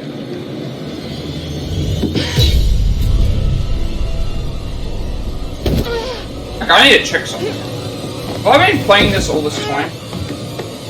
Like this, because I just noticed that my screen did not capture. No, it's fine. That's weird. So that means my screen wasn't even full. My screen there wasn't even full. Okay, so that's what we have to do there. My screen there wasn't even full, because I saw the investigate was cut off. I was like, hang on a second, why is that cut off? I should have checked that on my actual thing, but it's like everything that I see on my thing is the same. At least I think it is. Because I actually am curious. Okay, so it is a bit partially cut off. That's the I haven't noticed that before. Alright, so that's one thing that we have to do. No.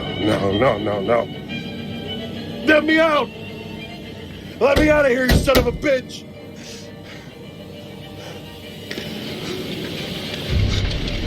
Kate?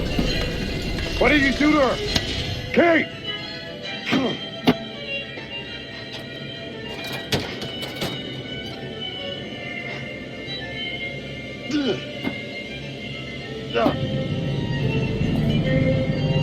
Oh, it's hydrochloric acid.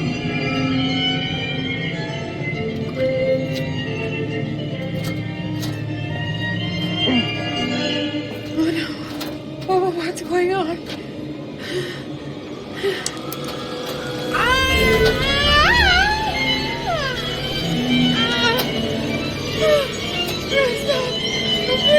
Please don't stop.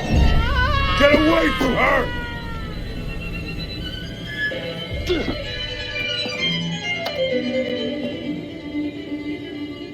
Oh, okay. My name is Joseph Morello. What is this? I'm a true crime author. If you're hearing this... This is good. Then yesterday we met, and I led you to believe I was Grantham Dumet. I had no choice in the matter. This is really well done. I was I'm not asked like to this. do this by the actual Dumet.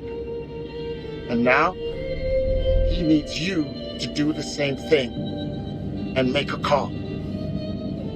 The number is on speed dial. Whoever answers, you need to tell them that you are Dumet. There's a script in front of you. Use it. Then get them to the island. Wait. What? Mark, Just do like something. I did to you. Ferry them over. Get them into the house. I'm sorry. I didn't want to do this, but it was the only way he'd give me back my daughter. Well, we know how that turned out, so... I had to get her back. I'm so sorry. Just make the call. Or don't. Maybe you're stronger than I am. But whoever he has that you care about... Well, that now it makes complete sense why it need to be these two characters that are alive. It's just us. What? We're the only ones Yeah. who made it. Everyone else... And that's what I think Kate knows Everyone else is dead, Mark. No one ever saw Charlie die, so... No one saw Charlie die. Just let us go! We won't say shit!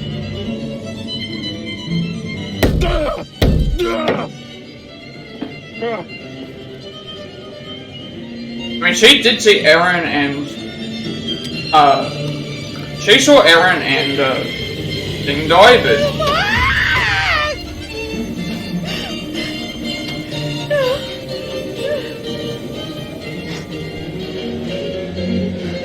Don't do it. Mark, do not. Kate.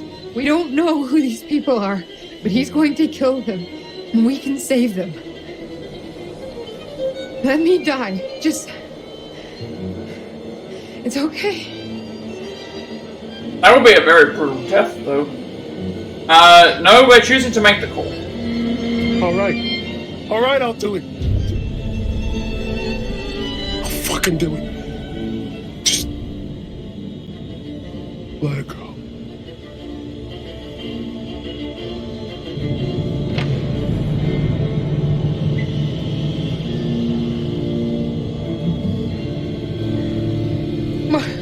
Mark, what are you doing? I'm sorry. Kate. But yeah, it's like, I think that's what I'll do, because it's like... I can't... normally I would leave the special features till, like, the very last, or if I have not enough time, but it's like, in this case, I'm waiting for the Curator's cut, and I don't know when that's coming, so...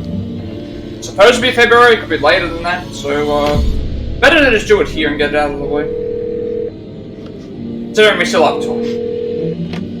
Hi. To whom am I speaking? June Collins. Who is this? I have an invitation to you. So make sure you pick all the options that Mrs. Collins, my name is Grantham Dumet. I'm not trying to sell you anything, but I have an invitation for you. Okay. Now, what I do not know... Oh, wait a second, June Collins, that was one of the people that was, mentioned on another thing. I remember seeing that as well in a, thing, so like that, those are the next victims that he wanted.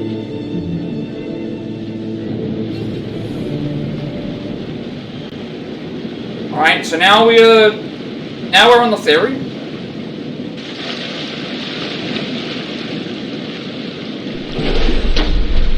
So is the same thing going to happen? We're going to get ferried off. We're going to introduce them to everyone.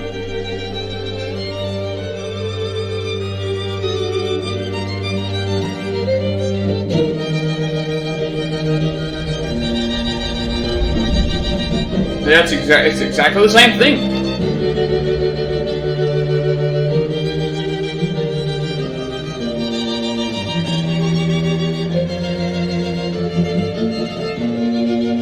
God, you can just see it in... This is so devastating. It's like they know what they're doing, but...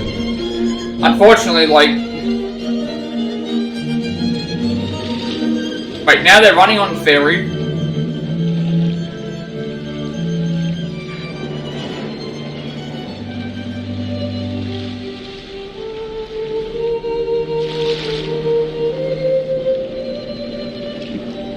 Yeah, I can see what, like, why they're...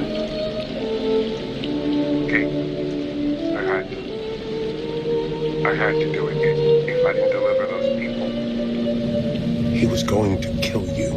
So whatever happens to them, that's on both of us.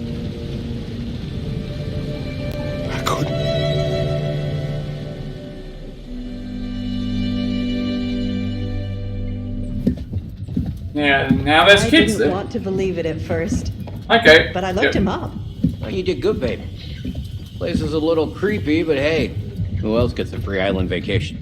It's not creepy, it's authentic. Mr. Dumet wants us to have a true period experience. Just hope it's safe. Who knows what's in all these dark corners?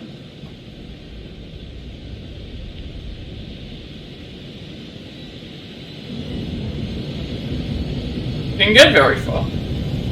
Yeah, now they just saw about the. Oh, okay, now that's exactly the same thing that happened with us, where it's like, oh, we saw them exiting on the ramp, on the ferry. We saw them exiting the similar way.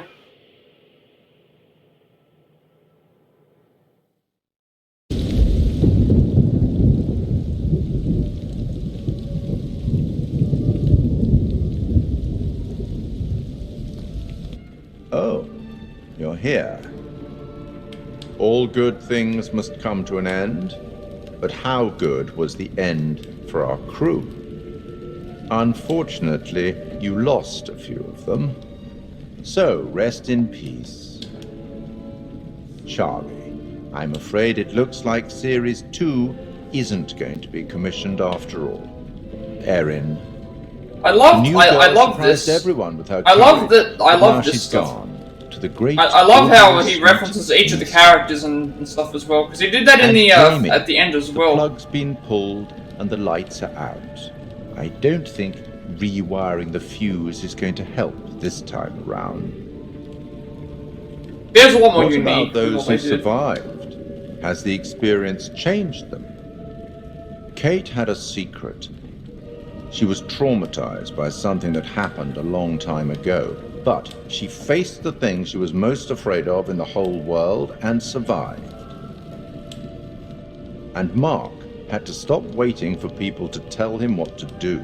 He had to make his own way in the world.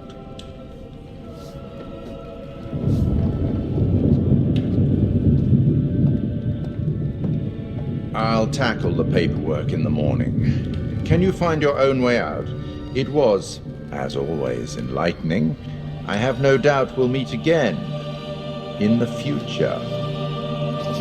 Farewell.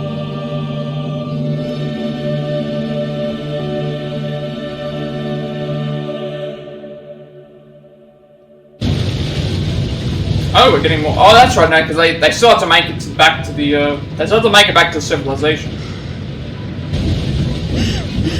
They have to make it back to civilization because of yeah.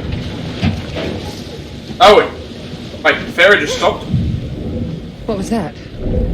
What's happening? I don't know.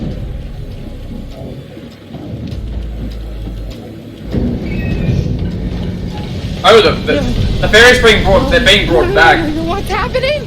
We're going the wrong way. Mark, look! Oh, he's right there with the sniper, ready to. I mean, Doc, you can see that there's someone clearly about to do something.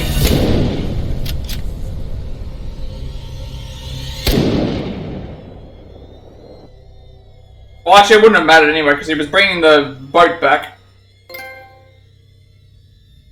Well then, that was an ending. We get the solo story completion thing, or not? Okay, it didn't look like we'd... Actually, no, that might come with the other. Hopefully the solo story thing hasn't glitched, but it might have.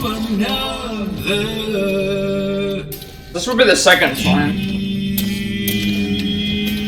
I'm not gonna skip this, because, just in case there's something... What is this I cannot see with icy hands taking hold of me?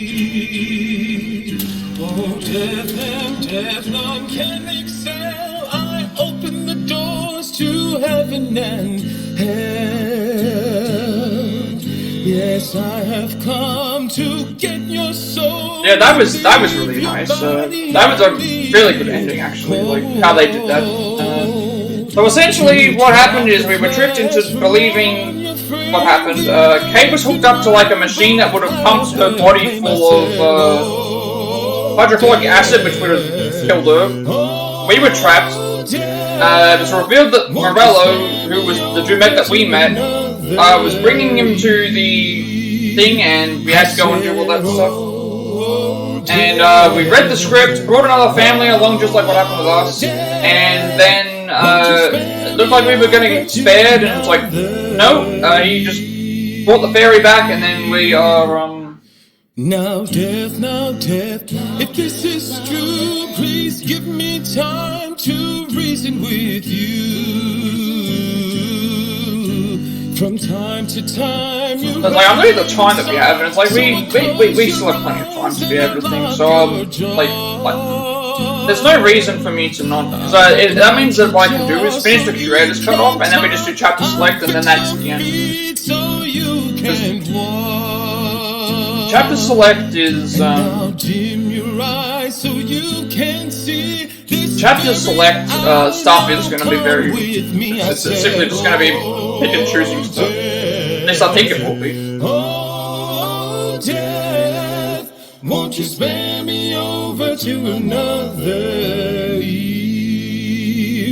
I said, oh, death. This was also a very good rendition of the song. I really like this. Over to another Eve. Now death, please give me time to fix my heart and change my mind. Your heart this is technically like if I just did the Ultimatum ending, it would have been Ultimatum ending, and then at that point it would have just been the Ultimatum ending, where it's like, at this point there's no other thing else that I can do, so yeah, we'll do the bonus features, because I would have done them anyway. Would have done them after the first playthrough, but I didn't have enough time anyway. Actually no, I wouldn't have done it then. Last time what I did is I didn't have enough time, so I just added the Persua podcasts to the thing, but here it's like, here I titled it as Ultimatum Ending, because I didn't know how long it was going to take. And like, if I didn't make the mistakes in some of the other stuff, I would have had enough, wouldn't have been enough time anyway. I would have had to have done redo some other things anyway. But we still have, like, it hasn't even reached the 2-hour mark yet. And we did make some mistakes, so see how it goes.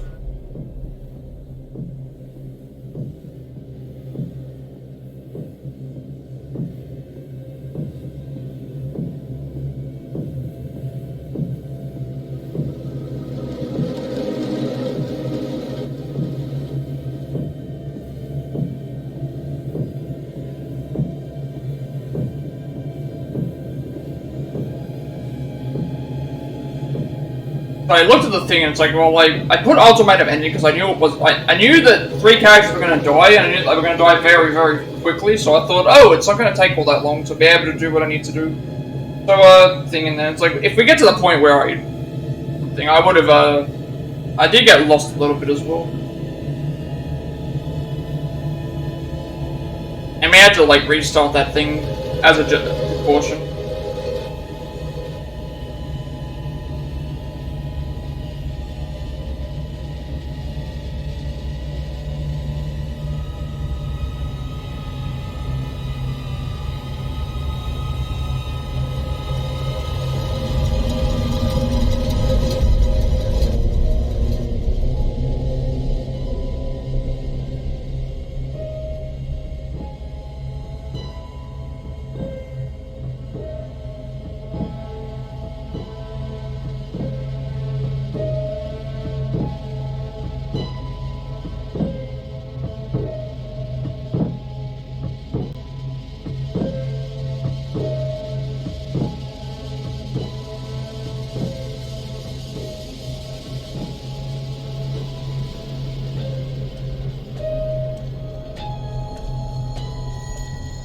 That was weird, that the first time I noticed that part of the suck was missing off the thing. Maybe it was because I had bigger subtitles, that might have been why, but... Cause that was a longer thing, so... it's...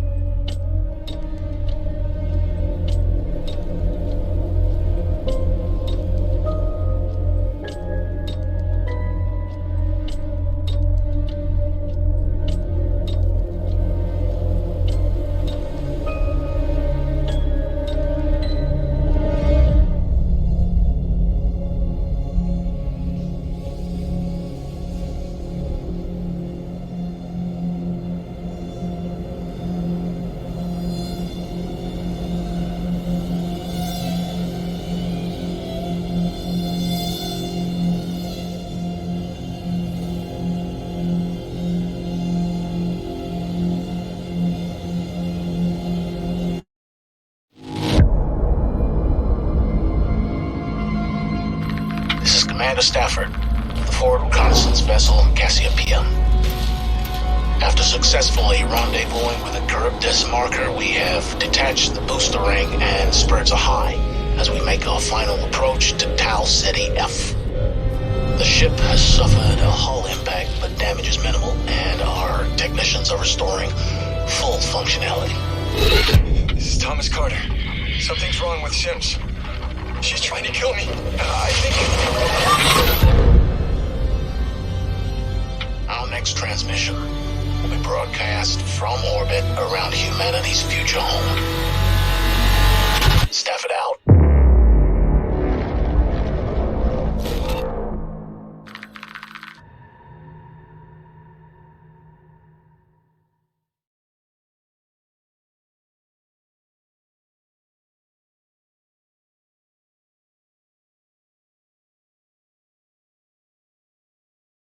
Yeah, so we still have a couple of minutes, and like my outro only takes like a couple of minutes anyway. So I would if we didn't like have to reset, do some of those other stuff, I would have yeah, I'd probably just do the bonus features. There's no reason not to, because at the end of the first playthrough I wouldn't have done it because there wasn't enough time. Here there's enough time, and I have to wait.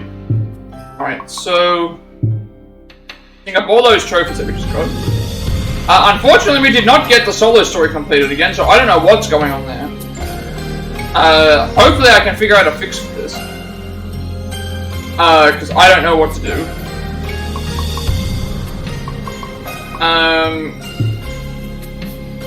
That there we've already set up for. That we have to get in Curator's cut, and then everything else is related to Curator's cut as well, so... that's pretty much it. I cannot do the thing, so going to load up bonus features.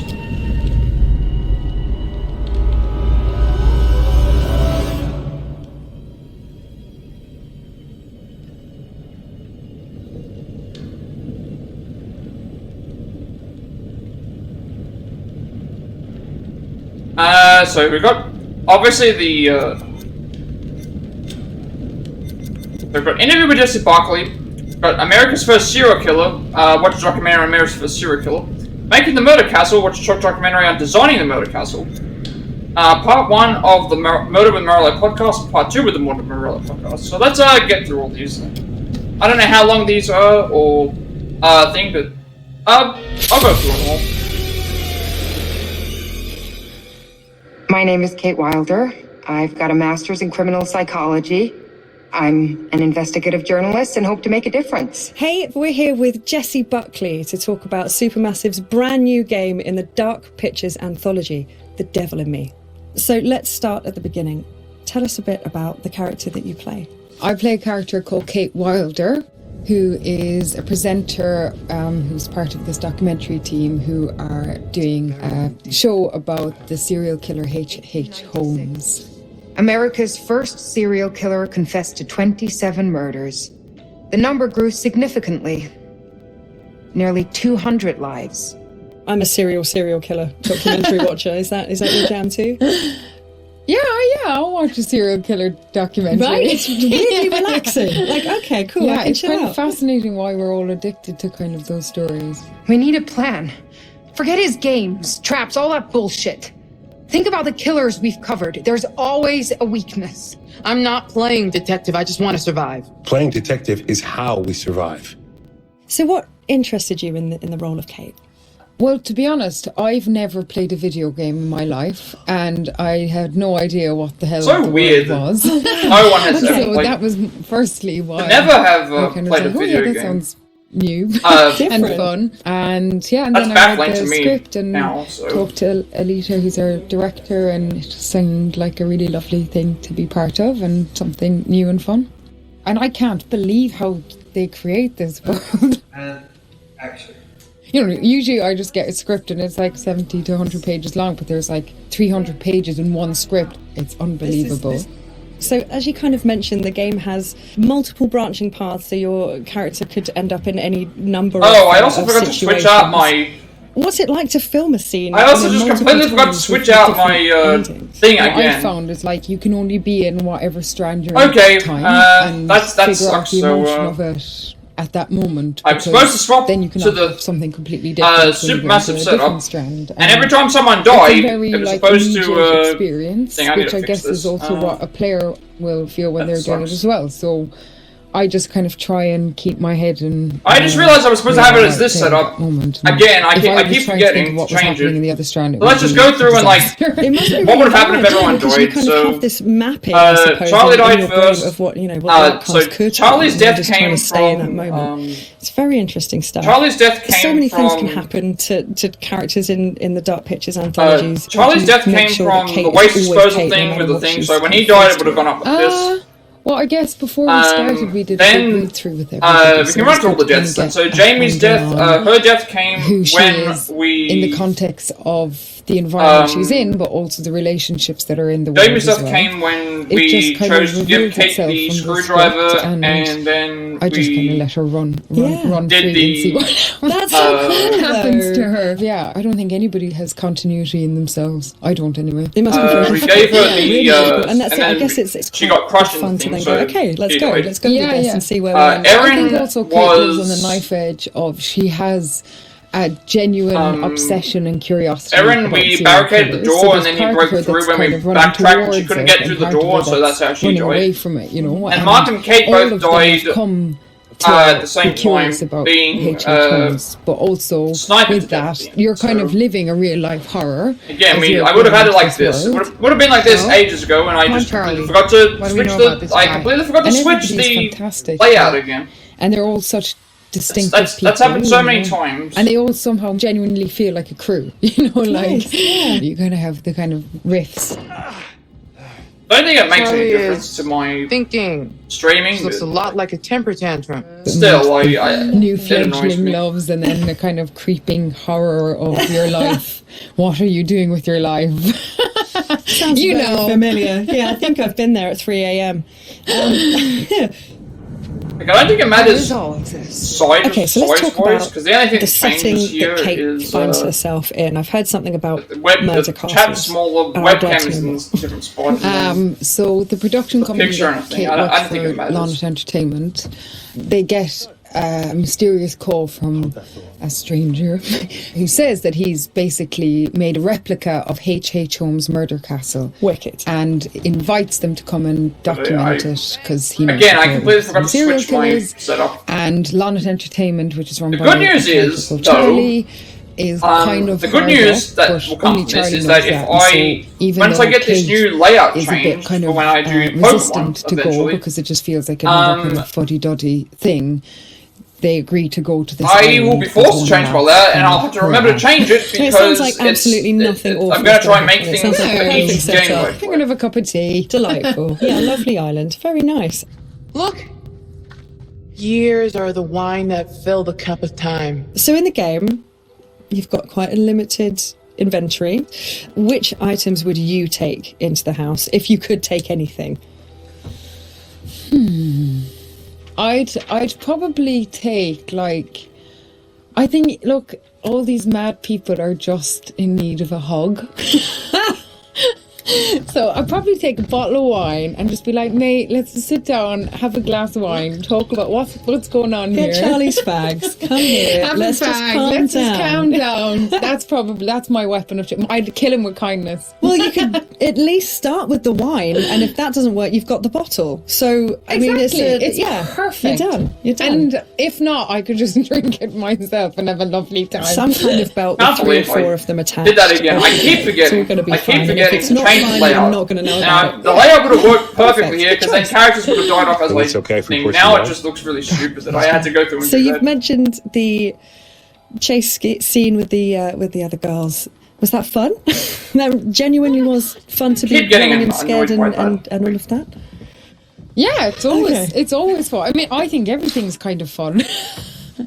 So, thank God it's not something that happens regularly in your real life. So when you get to be part of something where it's super heightened and surprising, and otherworldly things can happen, and you've got these two excellent kind of birds beside you who are like fighting off the demons, and you're genuinely scared. I'm and just you're doing generally it together. annoyed. It's brilliant. Go! I've been around mocap. But it's I've happened. seen mocap. It's happened It twice now. I fascinates me. think 2 or 3 What times is that where I've just like? completely And forgotten to more do so, this. what's it And gonna the one be time where it to actually see does matter is the face and time beard? when characters, To wear more when everyone dies. you just feel like you've got a huge nose because you've got this cycling helmet on, but then it has a huge beak at the end where there's a camera. And I'm also still And annoyed by that sometimes when trophy. they're putting it on, you can That trophy see didn't the unlock other again. actors already kind of lined up, and it's very close. It's very scary. No! You're gonna kill me! But yeah, I think it'd be super interesting. I don't know, maybe I'll look a bit better. They'll doctor me off or something. Kate's just a better version of me. Yeah, I think it'd be really interesting. It's going to be very cool. As far as, let's say, traditional acting versus video game acting, what were the differences? Was there a huge kind of difference between the two? I'd say the main difference is just the speed at which you work when you're making a video game. You still have the same intention, and narratively it's the same kind of experience because you're creating characters together and you're creating a world together, and our wonderful director is like interacting with us as a film director would.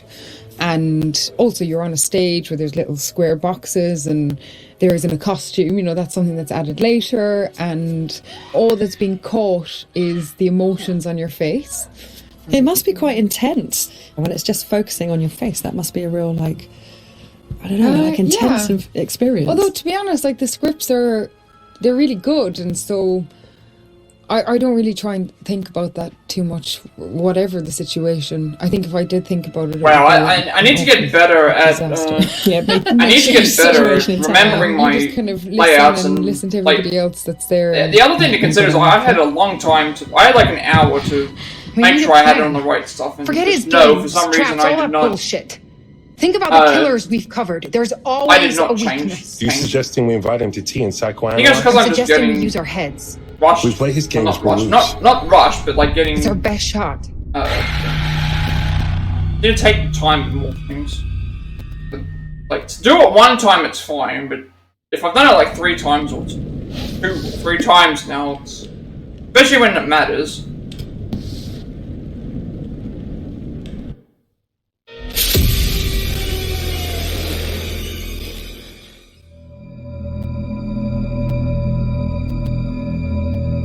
Torture chambers, secret passageways, vats of acid, and deadly vaults. In 1895, Chicago police unearthed horrific evidence of torture and multiple murders at the sprawling castle of H.H. Holmes. Masquerading under the guise of caring That's the doctor, other thing to consider. kind husband, and H.H. Holmes was a contemporary monster. Guide for the YouTube thing might even take me a whole 1 stream session to do. Because of how many trophies we got. Torture Doctor, monster of 63rd Street. H.H. Holmes was America's first serial killer.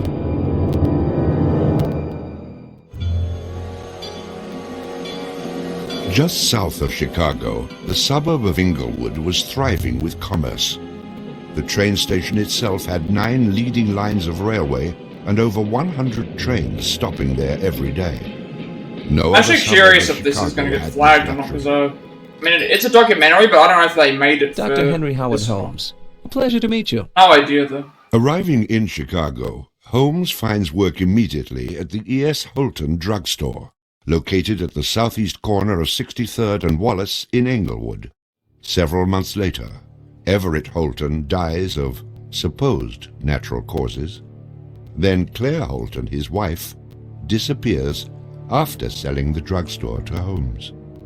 Owning the drugstore, Holmes had a steady flow of cash. He would often purchase and resell goods and properties under his numerous aliases. In addition to scamming creditors, Holmes obtained his funds from other phony inventions, such as a mineral water elixir, which in reality was obtained from the I'm city's just water very much supply. annoyed. Again, I keep making the same mistake. 1888, Holmes secures a lease. All I on had to the do was just vacant change the property layout across the over, street from the and then like drugstore, at that point we the would have had the southwest thing, corner and of it would have been 63rd more and relevant to Wallace. have all the characters like It is die here that Holmes one at will a make time. his Like, horrific dreams come true. then again, I don't know. He will construct That's the kind of thing I like doing. for which It's like the if you keep entire forgetting to world do it. will remember him. Fantasies start very young, and so what he did then was he took a step.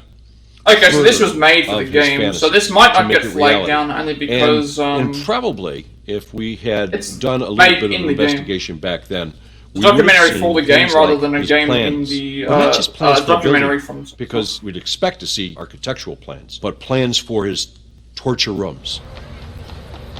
For the suburb of Englewood, the building Holmes is erecting at 63rd and Wallace is a massive construction project.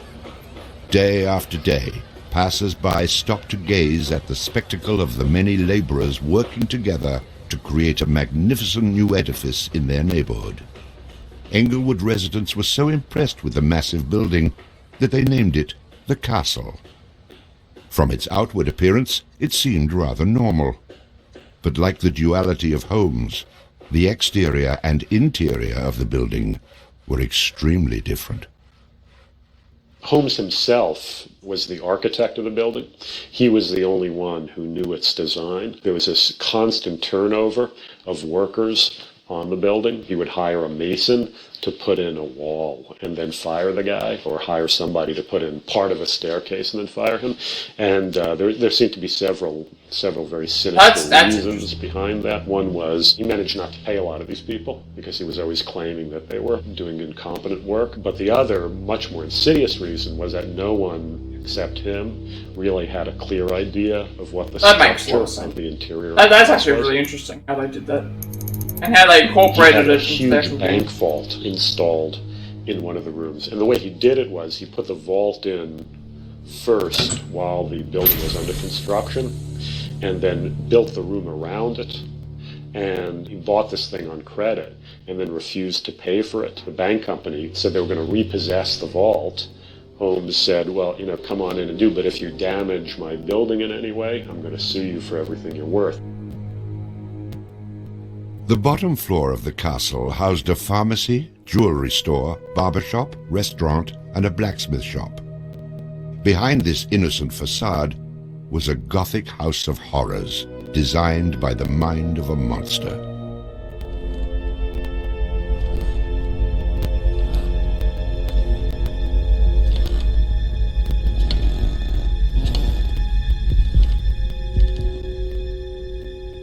The third floor seemed innocent enough, containing rented rooms, legitimate offices, and Holmes's own bedroom.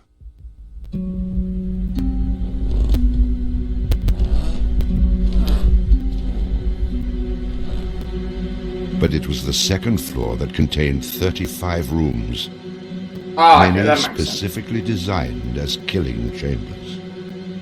And think about how big this actually is. Yeah, it's just...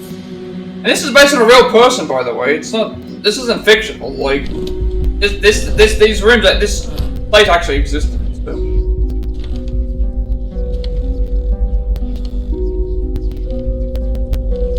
Disorienting unsuspecting victims, the labyrinthian construction contained numerous staircases and doorways that led nowhere.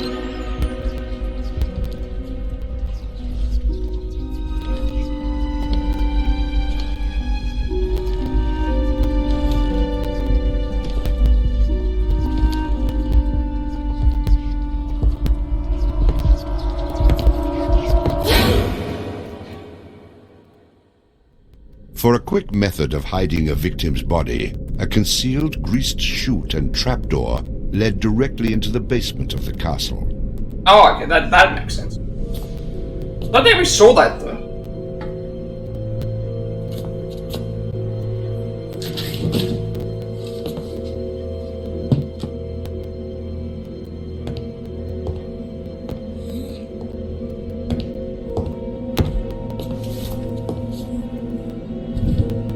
Unless he had several of them installed, that would have made sense.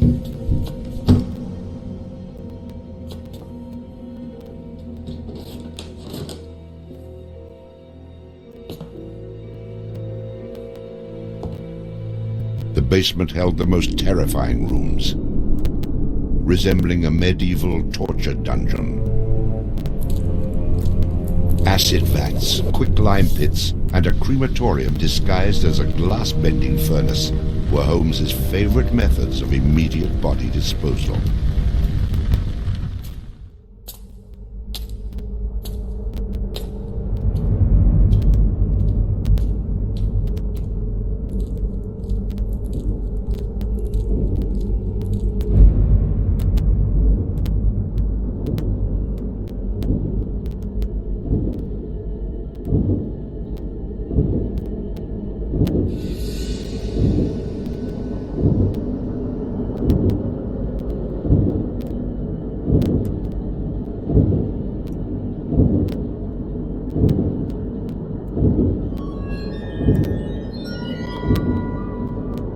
After cleaning and mounting their bodies, I was actually thinking to myself, would the from his victims, like I know when people selling see their this thing, they haven't skeletons seen to like local this, medical schools and universities. When it comes to the actual upload, I can't see Holmes would make a killing in it Chicago, making a big difference in terms of the financially size, because it's based on literally. I don't know if it's based on the content. It's hard to say because like I stream Switch games. They usually tend to be much larger. I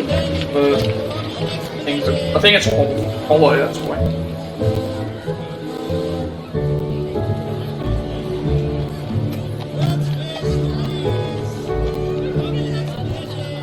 May 1st, 1893, the World's Columbian Exposition is open to the public in Chicago. Spanning 600 acres, sprawled out along beautiful Lake Michigan, the magnificent fair is a monumental sight to behold. Over 20 million people from around the world would attend the dazzling World's Fair between May 1st and October 30th, 1893.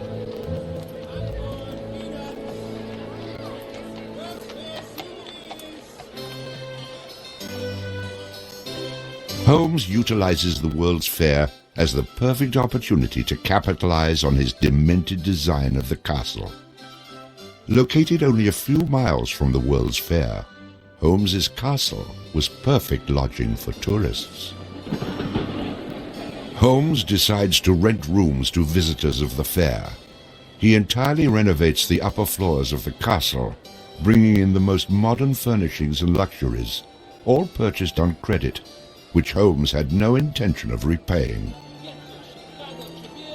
In addition to So pasting strange, newspaper like ads for all rooms this to stuff rent, that was Holmes the thing is, visited it's the like he fair was with going to get caught several eventually Benjamin because Putzel's of. children, preying on elderly He'd have to get women caught who eventually flaunted their because of wealth, the, making you know, sure like he you're refusing to invited them pay back to people the for castle stuff. for a warm night's stay. You know, I feel like wouldn't it be Soft better, like, if you were paying all that for They're not all this calling stuff, the you would relatives, telling them have. where they're at. They just know that they're going You to would have Chicago like to see the it Columbian would have come off a Exposition. lot more. But also, it depends ultimately how we got caught. Because they're unknown in the city. Their relatives, wherever they came from, know that they were coming They're to gonna Chicago. put the controller and side that way. I don't they have never to came back. Worry about knocking it by mistake. How do you start to find them? They don't even know where they stayed. Perfect, easy victims. I'm sure some of them got in and out of his place with no problem. And others, they walked in. And by doing that, I've somehow checked out. disconnected the controller. So, Some of the rooms I'll had worry about that when I get to it, one but with I asbestos was- to make them soundproof. just trying to move Hidden stuff in around. Holmes's so I office don't have to worry was a about. master control panel which connected to gas lines leading into airtight sleeping chambers. Holmes would lead his victims into the rooms, lock them in, and turn on the gas, asphyxiating them while watching their demise. Let me out! Holmes, let me out, please! Holmes! Holmes! Holmes, please! At the height of the World's Fair, Holmes masterfully juggles his castle businesses, renting rooms, dodging creditors, selling skeletons, and attending to the needs of the many women in his life. I have had many young ladies in my employ, most of whom are still living in and about Chicago, whose parents and friends know only too well that far from being their seducer, I have done much to materially help them in their narrow lives.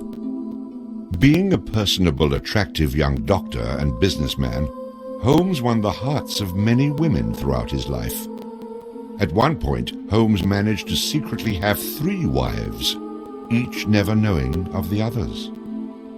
In 1890, Julia Connor became Holmes's employee and mistress, living at the castle with her daughter Pearl.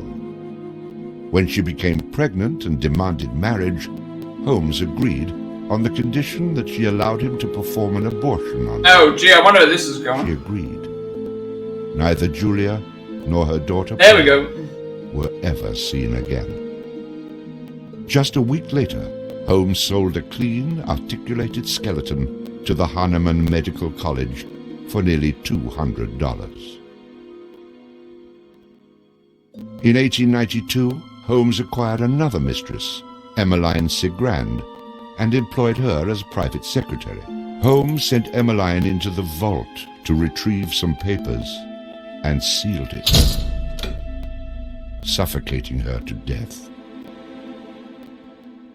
Several weeks later, the University of Chicago acquired a female skeleton from Dr. Holmes.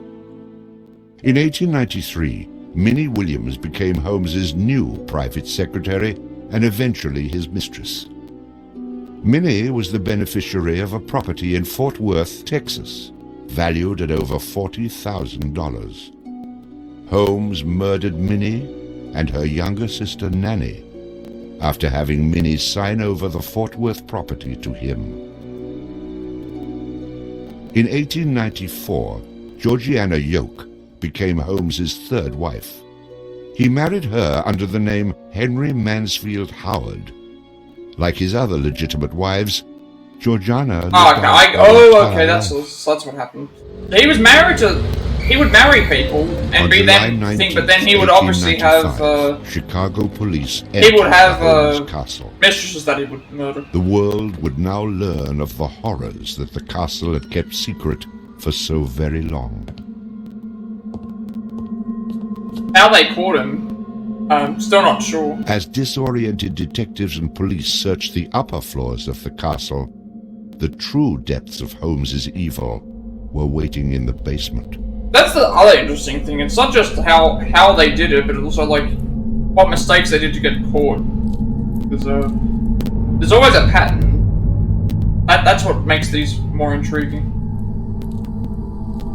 Like you could see there was a pattern in this in the game as well. But I can also understand why that would lead to a certain things happening. Like I could see why that would be considered disappointing for some things, because it makes things too predictable, maybe.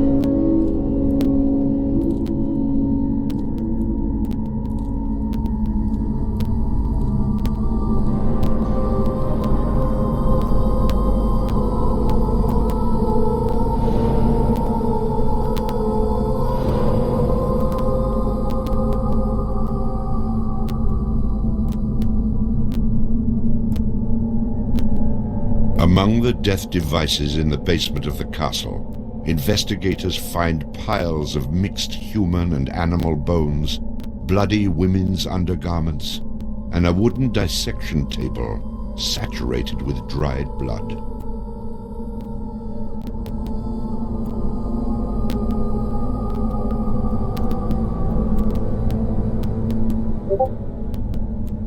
Chicago police were inundated with names of people reported missing from the World's Fair. 50 missing people were eventually traced to the Castle of Horrors. The evidence, blood and bones found in the basement posed a problem for 19th century criminal investigative techniques.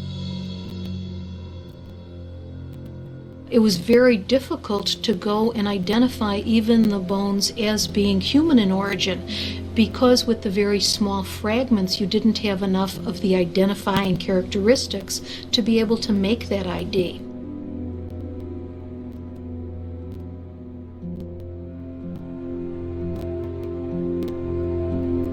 The world is now calling Holmes the Monster of 63rd Street, Torture Doctor, and the Modern Bluebeard.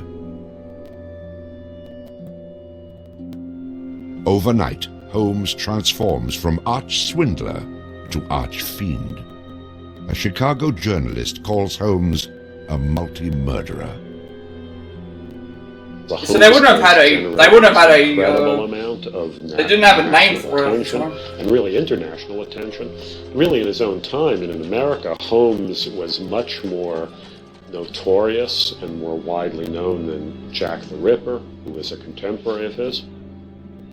Then as now, people were very, very fascinated to sort of visit the sites of these terrible crimes, and his castle became a kind of tourist site. And there were various people who were wanted to take it over and turn it into a kind of murder museum. And then, just before some impresario was about to make it again into this tourist attraction, it burnt down. Somebody burnt it down. I mean, it could have been, who knows, some outraged citizen who didn't want this to become some very morbid tourist attraction. Well, that would make sense.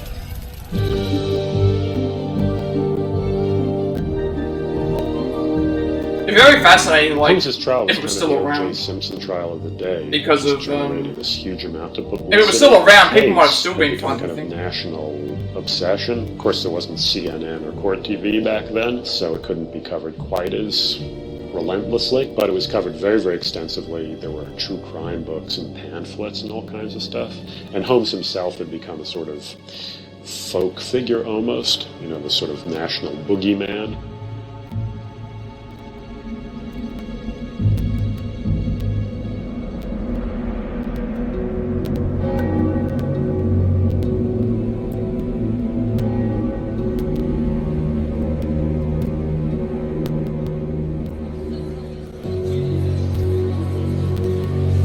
The courtroom fills for the final verdict to be read. Holmes becomes extremely nervous when not one of the jury members... I feel like I've heard this narrator's voice before. In his entire criminal career, this is the moment Holmes never believed would occur. He is found guilty of murder in the first degree. Herman Webster Mudgett, alias H.H. Holmes, would be hanged on May 7th, 1896.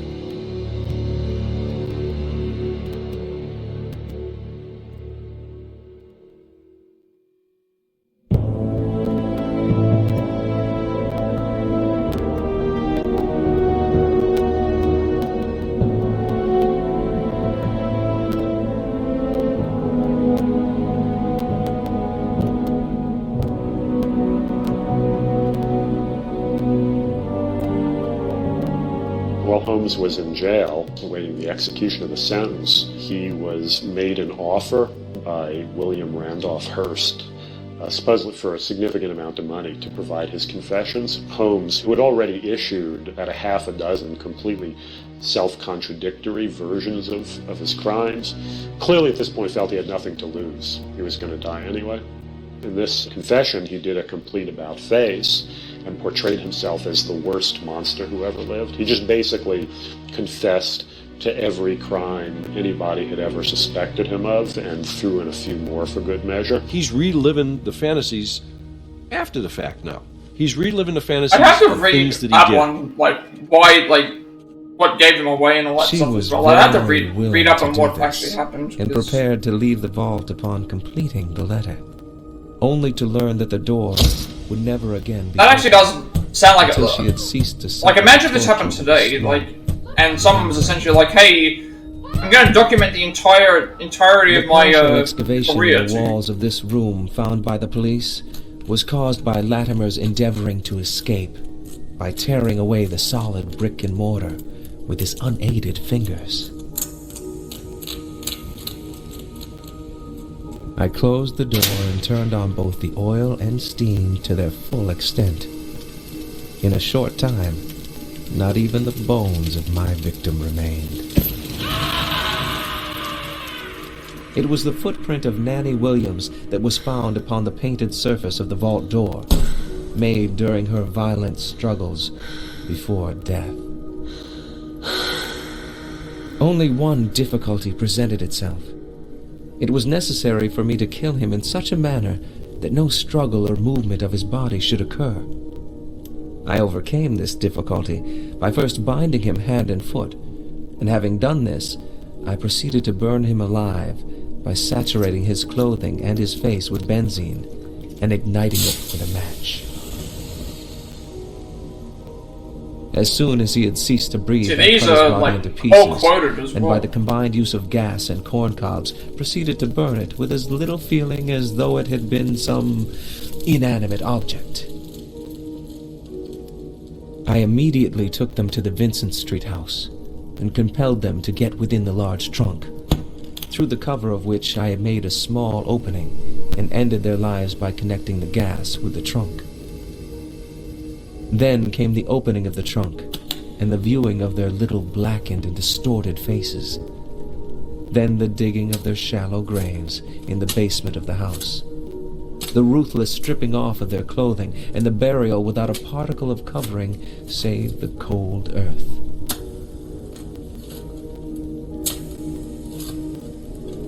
I am convinced that since my imprisonment, I have changed woefully and gruesomely from what I was formerly in feature and figure. My features are assuming a pronounced satanical cast. My head and face are gradually assuming an elongated shape. I believe fully that I am growing to resemble the devil.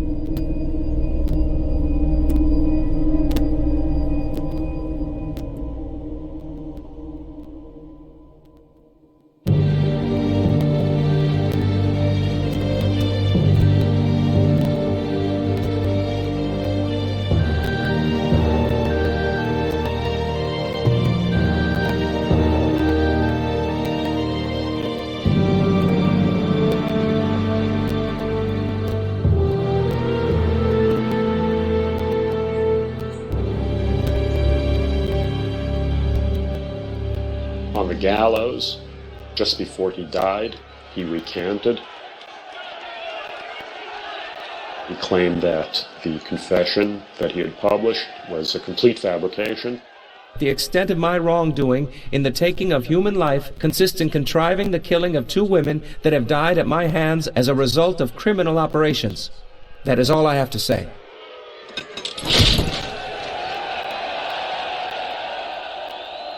H. Holmes is hanged on Thursday, May 7th, 1896, just 9 days before his 35th birthday.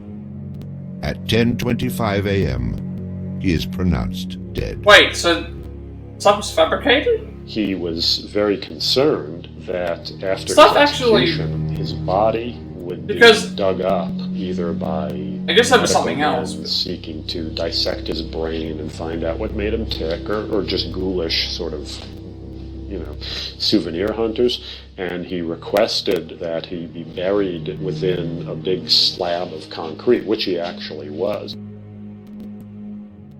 One of the things about Holmes is that nobody knows for sure how many people he actually killed, although in my researches, which were pretty, I feel, thorough and extensive, it seemed very clear to me that he murdered at least 9 people.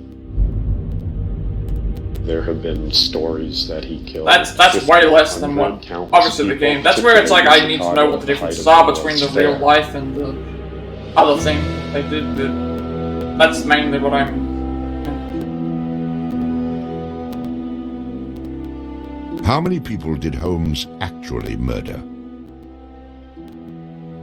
Most likely, no one will ever know. Holmes and the many other people that came in contact with him are long gone, having taken the answers with them to their graves. I was born with the devil in me. I could not help the fact that I was a murderer, no more than the poet can help the inspiration to sing. I was born with the evil one standing as my sponsor beside the bed where I was ushered into the world. And he has been with me since.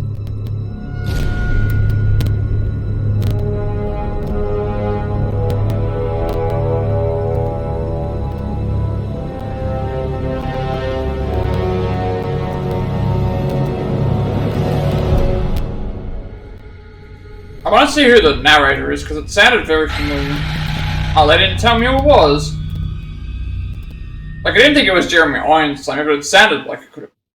If they wanted to get him for that. Alright, next one up is... Interesting, my actual thing's working, so... Documentary...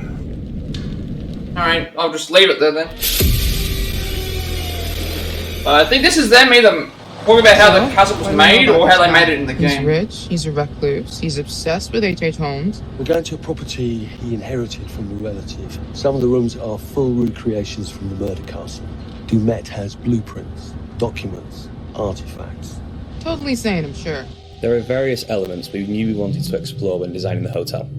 From developing areas and set pieces that generated a constant sense of uneasiness and tension, to memorable trap rooms that forced the player into frantic life and death decisions. I'm so sorry. We took a lot of inspiration from Holmes' original murder castle, as we wanted to capture the way that Holmes' castle was created to disorientate and confuse his victims. Welcome to the World's Fair Hotel. As cunning as Dumet is, his voice was everything really in his castle runs like clockwork anymore. His operation has become so vast that he can't maintain everything, and the Lonnet crew have turned up at just the right time to exploit that.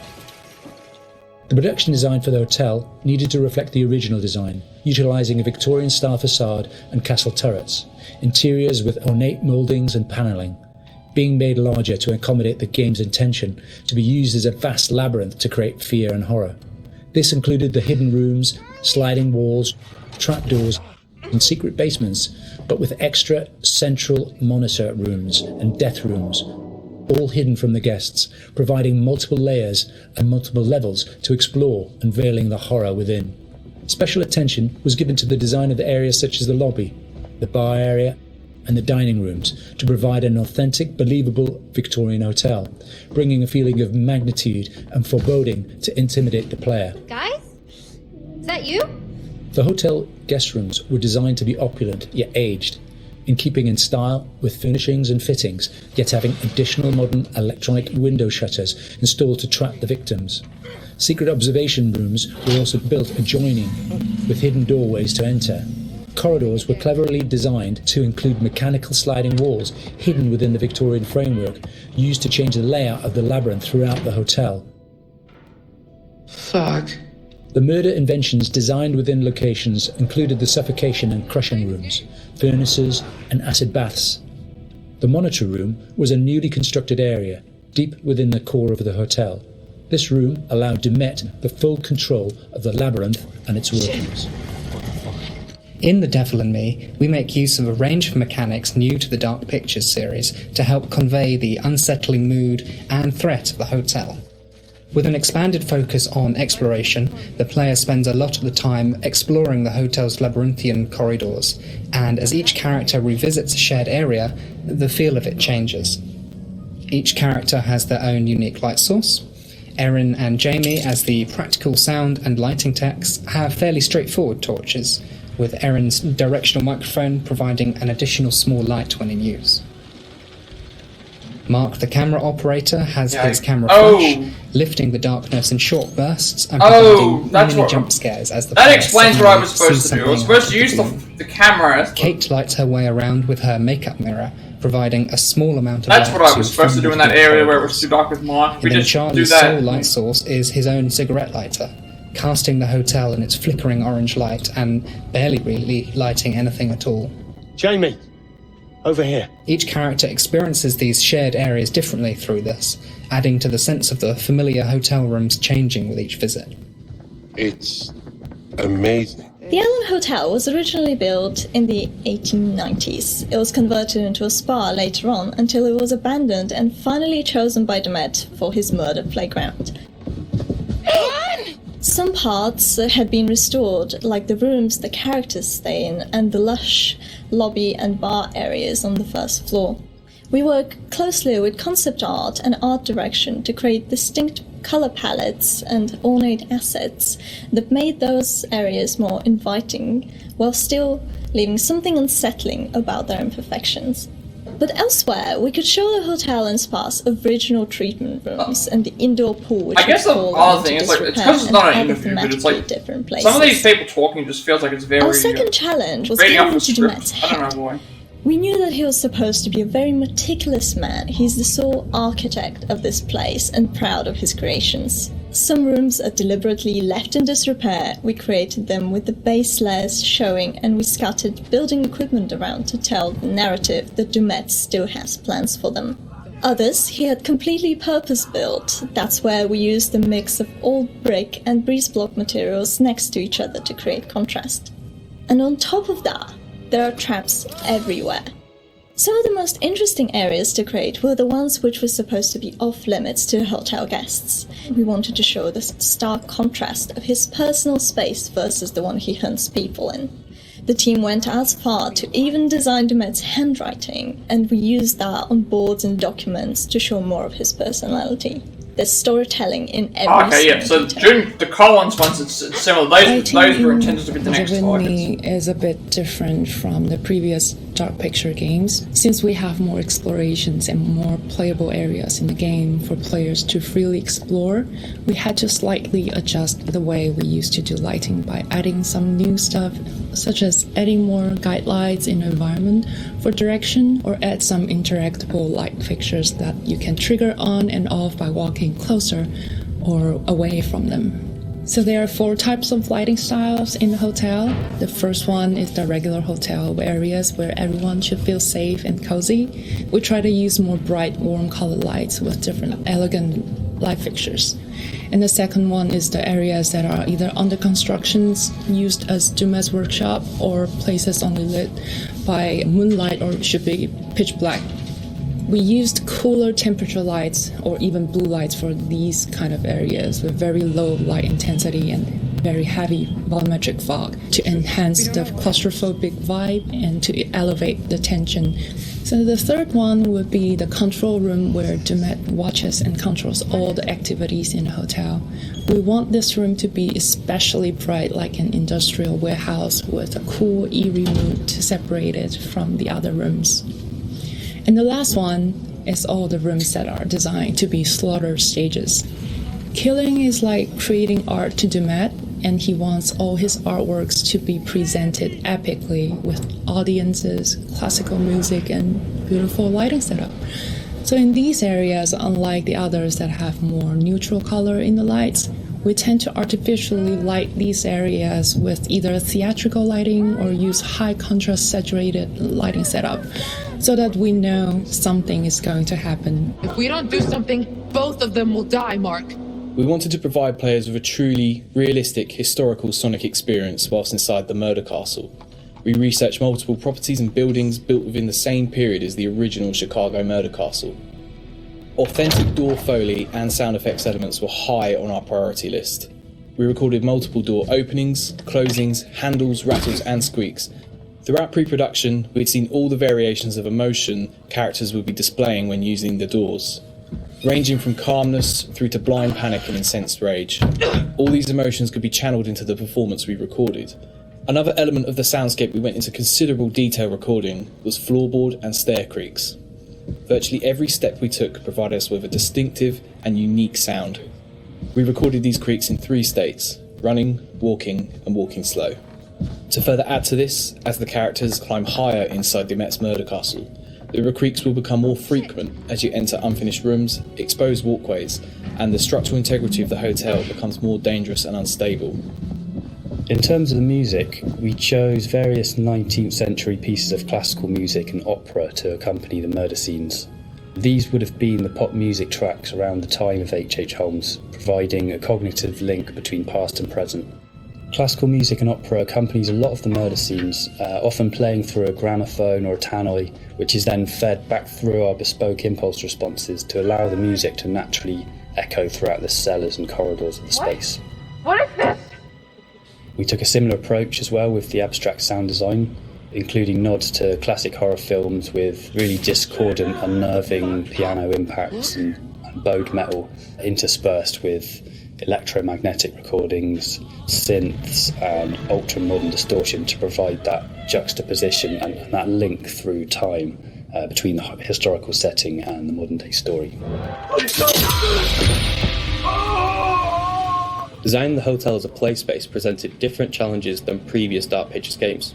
We've gone from quite open environments in House of Ashes and Little Hope to a more enclosed one with the hotel. The ability to revisit previous environments at different points in the story, with different layouts and different emotional states, meant that we had to collaborate very closely with each other to make sure we designed each area to cater for every requirement. We had to think how a lit corridor would feel if multiple characters roaming around it, versus the same corridor drenched in darkness with just a singular player character. Empty hotels are inherently eerie, and it allowed us to play with the idea of liminal space to try and create a murder castle that felt uncanny. It's something that felt truly unique.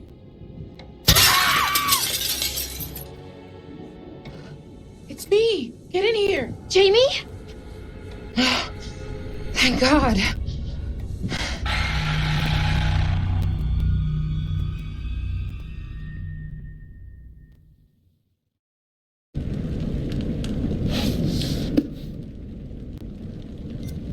Last two things are actually two podcasts things. Then we can wrap things up. What's up, my people? It's Joe Morello here with another podcast talking about the beautiful thing that we like to call murder. It's Joseph Morello's podcast. Okay, so this makes sense. As ever, I'm joined on the show by my wife. Hi, Michelle. Hello, Joe. Hello, listeners. What wicked delights do you have waiting for us on the coroner's slab today, Joe? I'm glad you asked that, Michelle, because we're going I like that this is Joe Morello, because obviously we know who that is from the games. A new killer on the block. And we have a cameo appearance from your friend and mine, Manny Sherman, the Beast of Arkansas. What a lineup. That's right. This is a case that's they're actually going to going blow the listeners' minds, because I believe, and I'm just putting it out there, that maybe, just maybe, local law enforcement got this one wrong. Sounds like a great show. You got it. But before we dig a little deeper and get to the juicy bits, I want to introduce a very important character in this story. FBI Special Agent Hector Monday.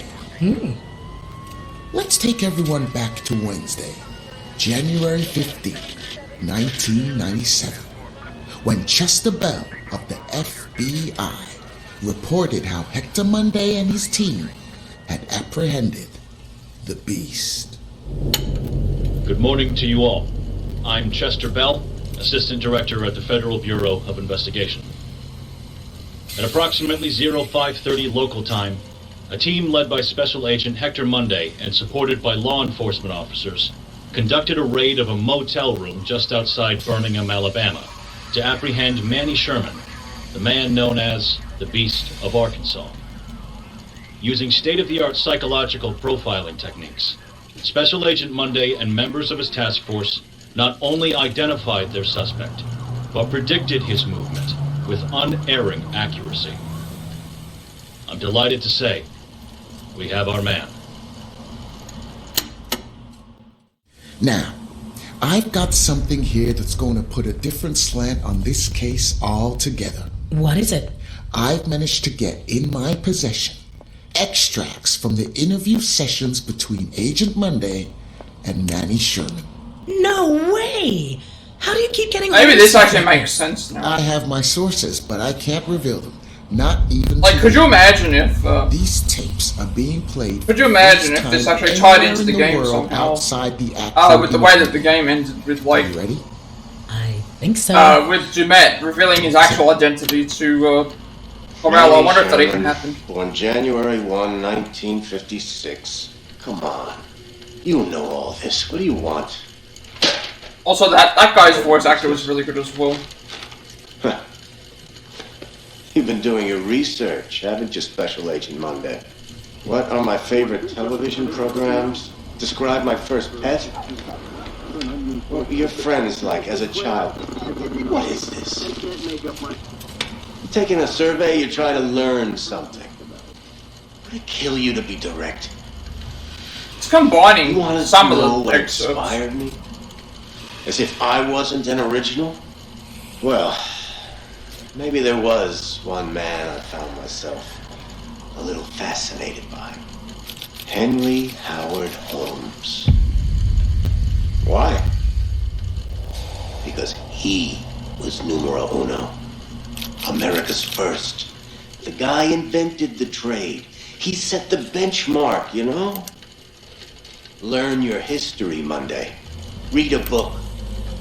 You think because I stuck a blade in some people and get off on it, I'm not smart? I, allegedly killed 13 people before you got smart enough to find me. That was disturbing. Did you hear the way Manny spoke? I mean, he was like channeling every sick psycho you've ever heard of. But he saved the best for last. None other than H.H. Holmes himself. America's first serial killer. The very same. Let's play the next tape. What if it's gonna play? I could build my own little castle, just like Holmes did. Most people like me do their business where their target lives. That's just asking to get caught. Holmes had the right idea. It's all about the honey trap. You bring me some smokes, like I asked? Lucky Reds? Yes. Oh, these are like gold in here.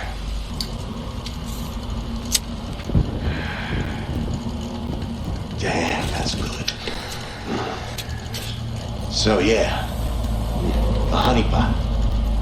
Holmes built a hotel about a mile from the World's Fair and called it the World's Fair Hotel, and bought ad space in papers alongside ads for the expo.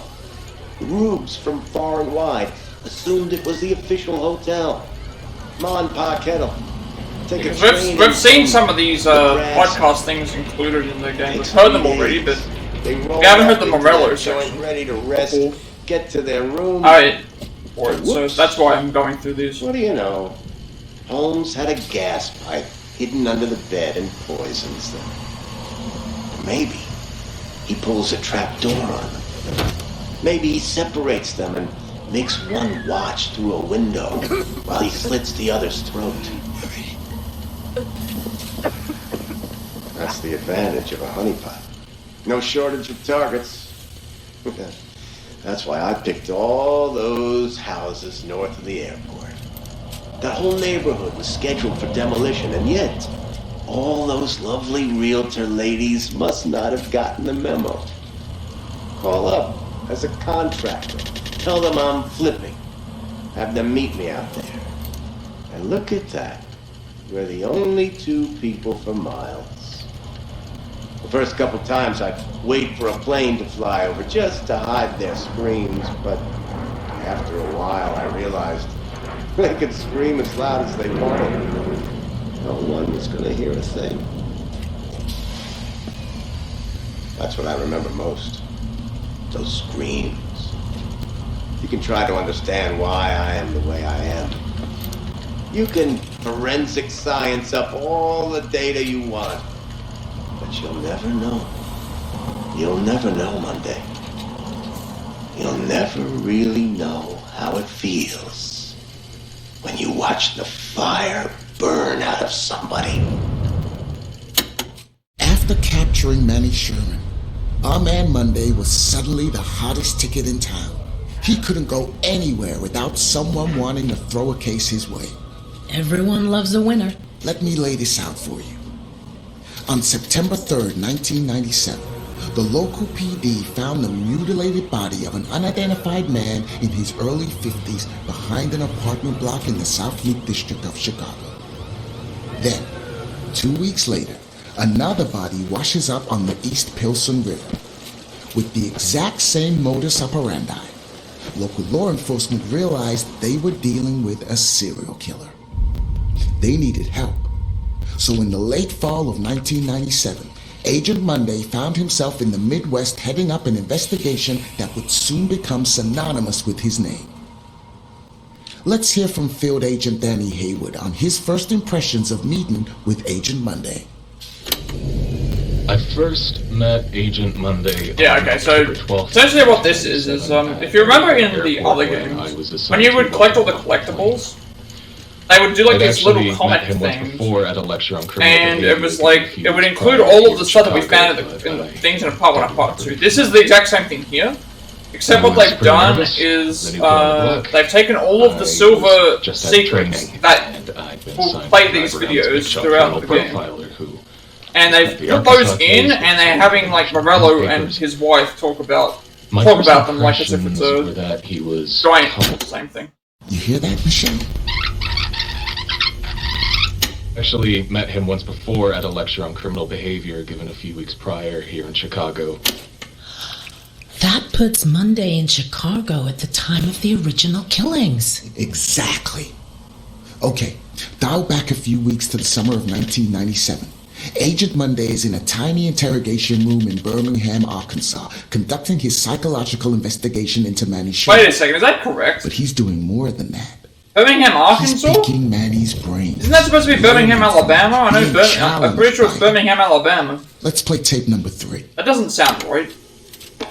A whole I feel like I've watched enough, You trying to get on my good wrestling to know. I'm pretty sure it's Birmingham, Alabama. Unless there's one in Arkansas as well. Well, I think I'll save it. What, no questions? What's going on with you, Monday? You seem different.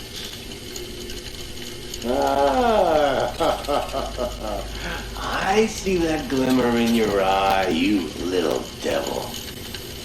I can keep secrets, man. We all have them. That prosecutor is trying to get numbers out of me. Know that? Of course you know that. Numbers. They got Holmes for 27. But we know he was closer to 200, right? Can you imagine that?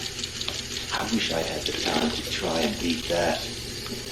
Sure, they know about those nice realtor ladies.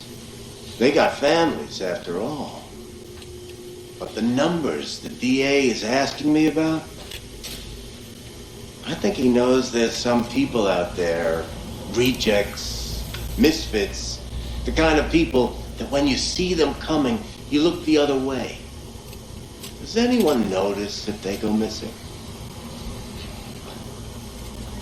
My father always told me to leave my mark on the world. I never knew what he meant by that. Not until I watched that first girl bleed out. I call it art. That's my signature on society. It's not murder.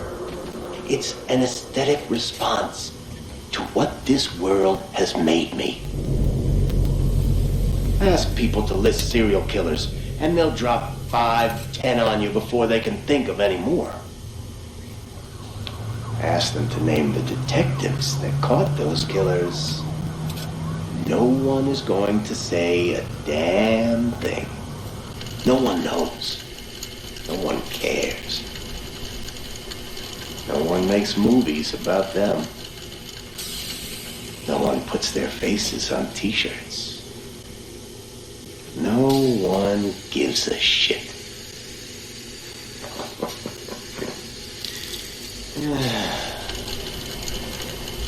I've left my mark on the world. Have you? Holy shit! I did not see that coming. I told you this stuff was good. Where did you get this material? Sorry, I gotta protect my sources. But, Michelle, I've got more evidence you haven't heard before. My source has given me autopsy notes from the coroner as she examined the second murder victim. John Doe number 2. I'm assuming you've read my report on the first one? Similar MO, unidentified male with multiple stab wounds. Looking at the lower abdomen, the wounds are consistent with those of the first victim. The shape of the entry wound suggests it's a strong probability that this is the same murder weapon. Looks like we've got a souvenir hunter here. This time the left ear has been severed. Clean incision. Probably a scalpel or a razor blade. Very tidy. Nice job, actually. Very little bleeding. The deceased had probably been dead for 30 to 40 minutes when this was done. This differs from the earlier MO. If you remember, that John Doe was still alive when the teeth were removed. That would have created a lot of noise and mess. This guy is learning. Okay, that's the first part. I guess the second part's I'm gonna discuss. They're going to discuss the stuff with Monday afterwards, I guess. We know what happens. Oh my god, that's gruesome. Right? Investigating It's also the violent last crime is gruesome. It's stressful and it can get to you. Agent Monday started seeking professional help. We have here a transcript from one of the sessions Monday attended with Dr. Isabella Garcia. Michelle, will you grab that piece of paper over there and read it for us? Sure. Psychological assessment conducted by Dr. Isabella Garcia. Patient name, Monday, Hector. Okay, now it makes sense. That actually was her reading it. We wouldn't have known. Hector arrived at our scheduled appointment 24 minutes late. Once we sat down and began the session, he struggled to maintain eye contact. He found it difficult to articulate his feelings and was terse and guarded throughout. Hector has been working long hours and, as a result, isn't sleeping well. Hector spoke about his recently deceased mother and displayed evidence that he hasn't yet fully come to terms with her death. I strongly recommended a course of antidepressants, but he is resistant to this idea, believing that it would have a detrimental effect on his capability with regards to his current investigation. You're getting a decent amount of special Hector features describes as his well, work 'cause, in immaculate detail. What time did we start it? Contrary We to started earlier in everything the like session, his more than thought 2 hour mark. It's already been is an hour, both so coherent and logical. really interesting. He is displaying stuff an like that. unhealthy obsession with his work. A little bit longer. But his recent bereavement may be the underlying issue. So what do we know? Agent Monday is at his lowest point. He's struggling with the case, and he's being guided in his actions by a convicted mass murderer. This one is really going to give our listeners something to remember. It's the fourth and final meeting of Agent Hector Monday and the Beast of Arkansas, Manny Sherman. Hold on to your hats. This one is going to get tasty. You want to know what it means to be a killer? You ever been to the I Arkansas? believe this is the when this tape first played. I forget his name. This was the tape that if you weren't sure, this was the tape that was played during the. If you finished House of Ashes, you would have got the this tape playing. And they will puke their guts out. You make it into a painting, and suddenly it's art. There's no difference between the two. No, not really. Don't look at me like that. You know I'm right. You get it. I know you get it. You got to do something that matters. Make people feel something they've never felt before. Shatter the illusion that any of us are really in control. Think of the most profound thing you've ever done. The most beautiful thing you've ever created. And I promise you, it's nothing compared to watching the life bleed out of someone. To see the fear in their eyes. To feel them pawing at you for release. To hear them pleading, begging. That moment when someone realizes they are at their end. That's when you feel it. That's true art. That's what you have to be. An artist. A sculptor. An architect.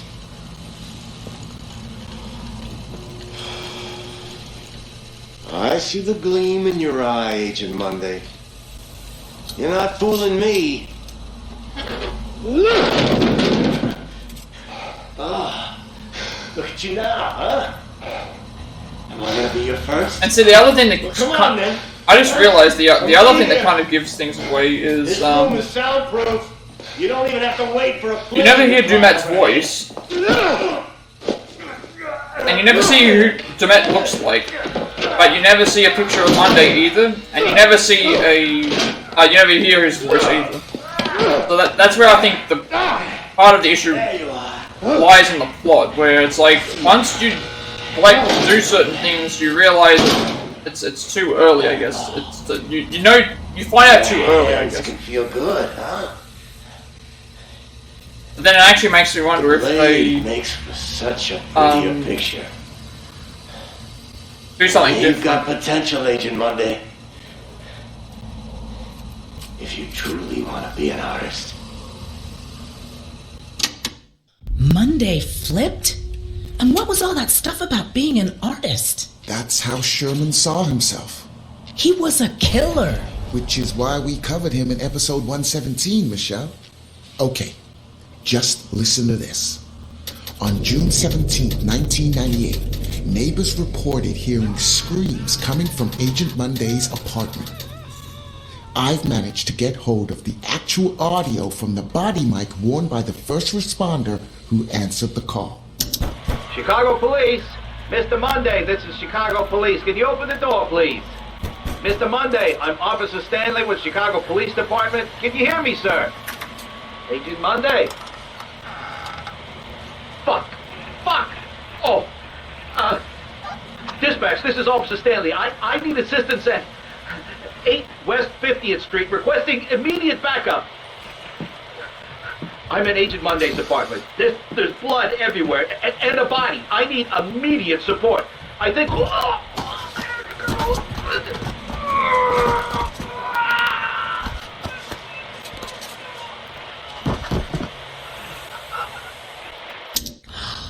Plot twist. So Monday was actually investigating his own murders. He was the shoeshine killer. I bet you didn't see that one coming. Oh, okay. That actually explains. You're racing ahead now, Michelle. This actually explains why they probably picked Cornered Agent Monday. All units, this is dispatch. Be on the lookout for a male suspect believed to be the shoeshine killer. Suspect is FBI Special Agent Hector Monday. He may be armed and is highly dangerous. Dispatch, this is Officer Martinez. I found Monday's car, requesting backup. Officer Martinez, what's your location? A warehouse on Park Avenue, Fulton River. Looks abandoned. Officer Martinez, backup on its way. Hold your position. Copy that. Shit! He's seen me! Officer Martinez, hold your position. Shit! We have a situation. Dispatch, the building's on fire. Fire department on their way. He's still in there. You read me? Copy. He's still in there. Monday got sloppy with his car? Maybe. Or maybe Monday wanted that police officer to find him. Well, I don't get it. He knew the roads were being watched. His car would have been pulled over the moment he left the city. So he needed another way out. Let's hear how Chicago AM reported events in their morning bulletin. Good morning, Chicago. We begin today with some breaking news. Chicago police today confirmed the body of a man found in a fire at an abandoned warehouse in the Fulton River District to be that of missing FBI agent Hector Monday. Monday has been identified as the shoeshine killer, whose recent killing spree struck fear into the hearts of locals in and around Chicago. A spokesperson for Chicago PD confirmed Monday murdered 4 victims, including yesterday evening police officer Patrick Stanley, a dedicated veteran of 22 years. The fire was brought under control shortly before 5 a.m. this morning. The body recovered at the scene was burnt beyond recognition, but police identified Monday from dental records. So, that was the end of Special Agent Hector Monday. Whoa, hold your horses. You think it's so difficult to forge dental records? Monday was a teeth puller, remember? He probably had a collection. And he was a highly motivated FBI field agent. You think he faked his own death? I don't know. But this case has one more twist. On February 16th, 2001, there was an incident at the Chicago PD Evidence Management Facility. Michelle, can you grab that report next to you and read it out for our listeners? At 0600 hours, I, Officer Frank Hooper, discovered that one or multiple individuals had gained unauthorized access to the evidence room at 1612 West State Street. Among the missing items were assets recovered from the apartment of former FBI agent Hector Monday, including books, clothes, notes, surgical tools, and dental equipment. Wait. Keep reading.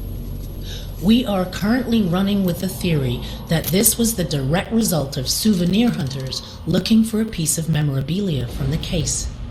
End of report. Interesting, right? He set the whole thing up? In that list of stolen items, reportedly, was a piece of paper with a list of names. Aliases?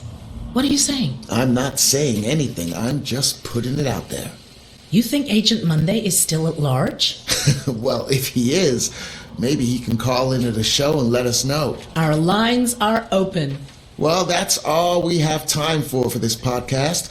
We're taking the anniversary trip for a certain is this gonna be trip next week. But we'll be back after that for more murderous content to delight you all. Until then, this has been Michelle Morello. And I've been Joe Morello. Thank you for listening. Please like this podcast and hit the subscribe button, or I'll send Michelle over to brutally kill you all. I have an axe at the ready. This is Joe Morello saying be safe, don't split up, and keep looking behind you. Good night. Good night. Okay, so that's it. The dioramas we'll worry about getting when we get all the opals, but I don't think I have any more dioramas to unlock. I think they're all based on like doing certain things, but it might be Curator's cut based as well. I'm not gonna buy them, but I'm gonna end things here. So next game will probably be Star Wars Jedi Fallen Order. Unless I can figure out a way to fix Days Gone, then I'm thinking if I can find a way to fix that, I will do a Let's Plat of it. However, I will do a Let's Plat of it. I'll do a Let's Plat of it,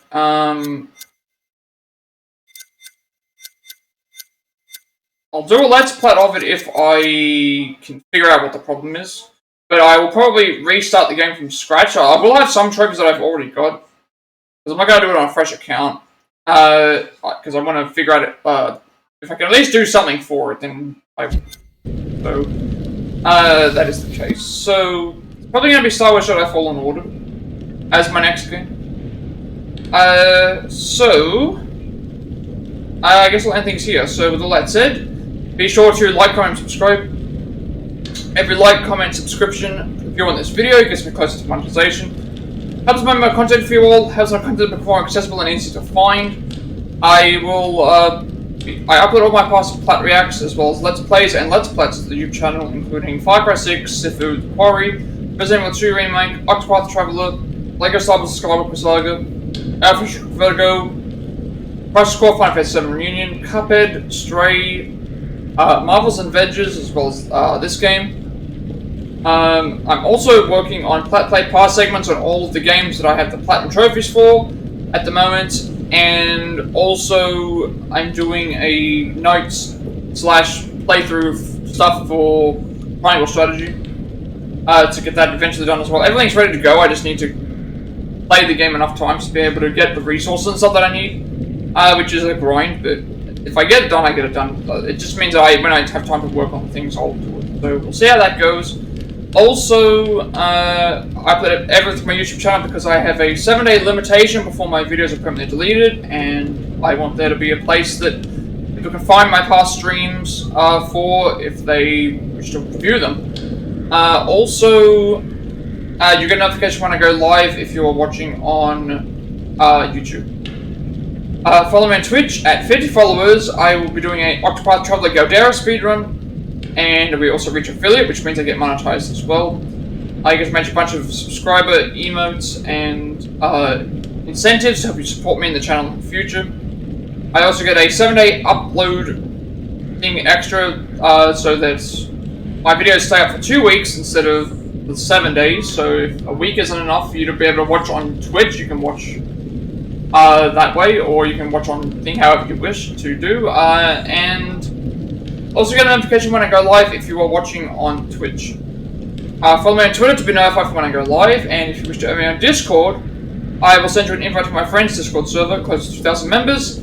They're going strong, plenty of topics of gamers to discuss there as well. I'm very active there, and you'll also get a notification of when I go live if you're watching, if you're on the Discord as well. So, with that said, have a good rest of the day, night, wherever you all are, and I will see you all later.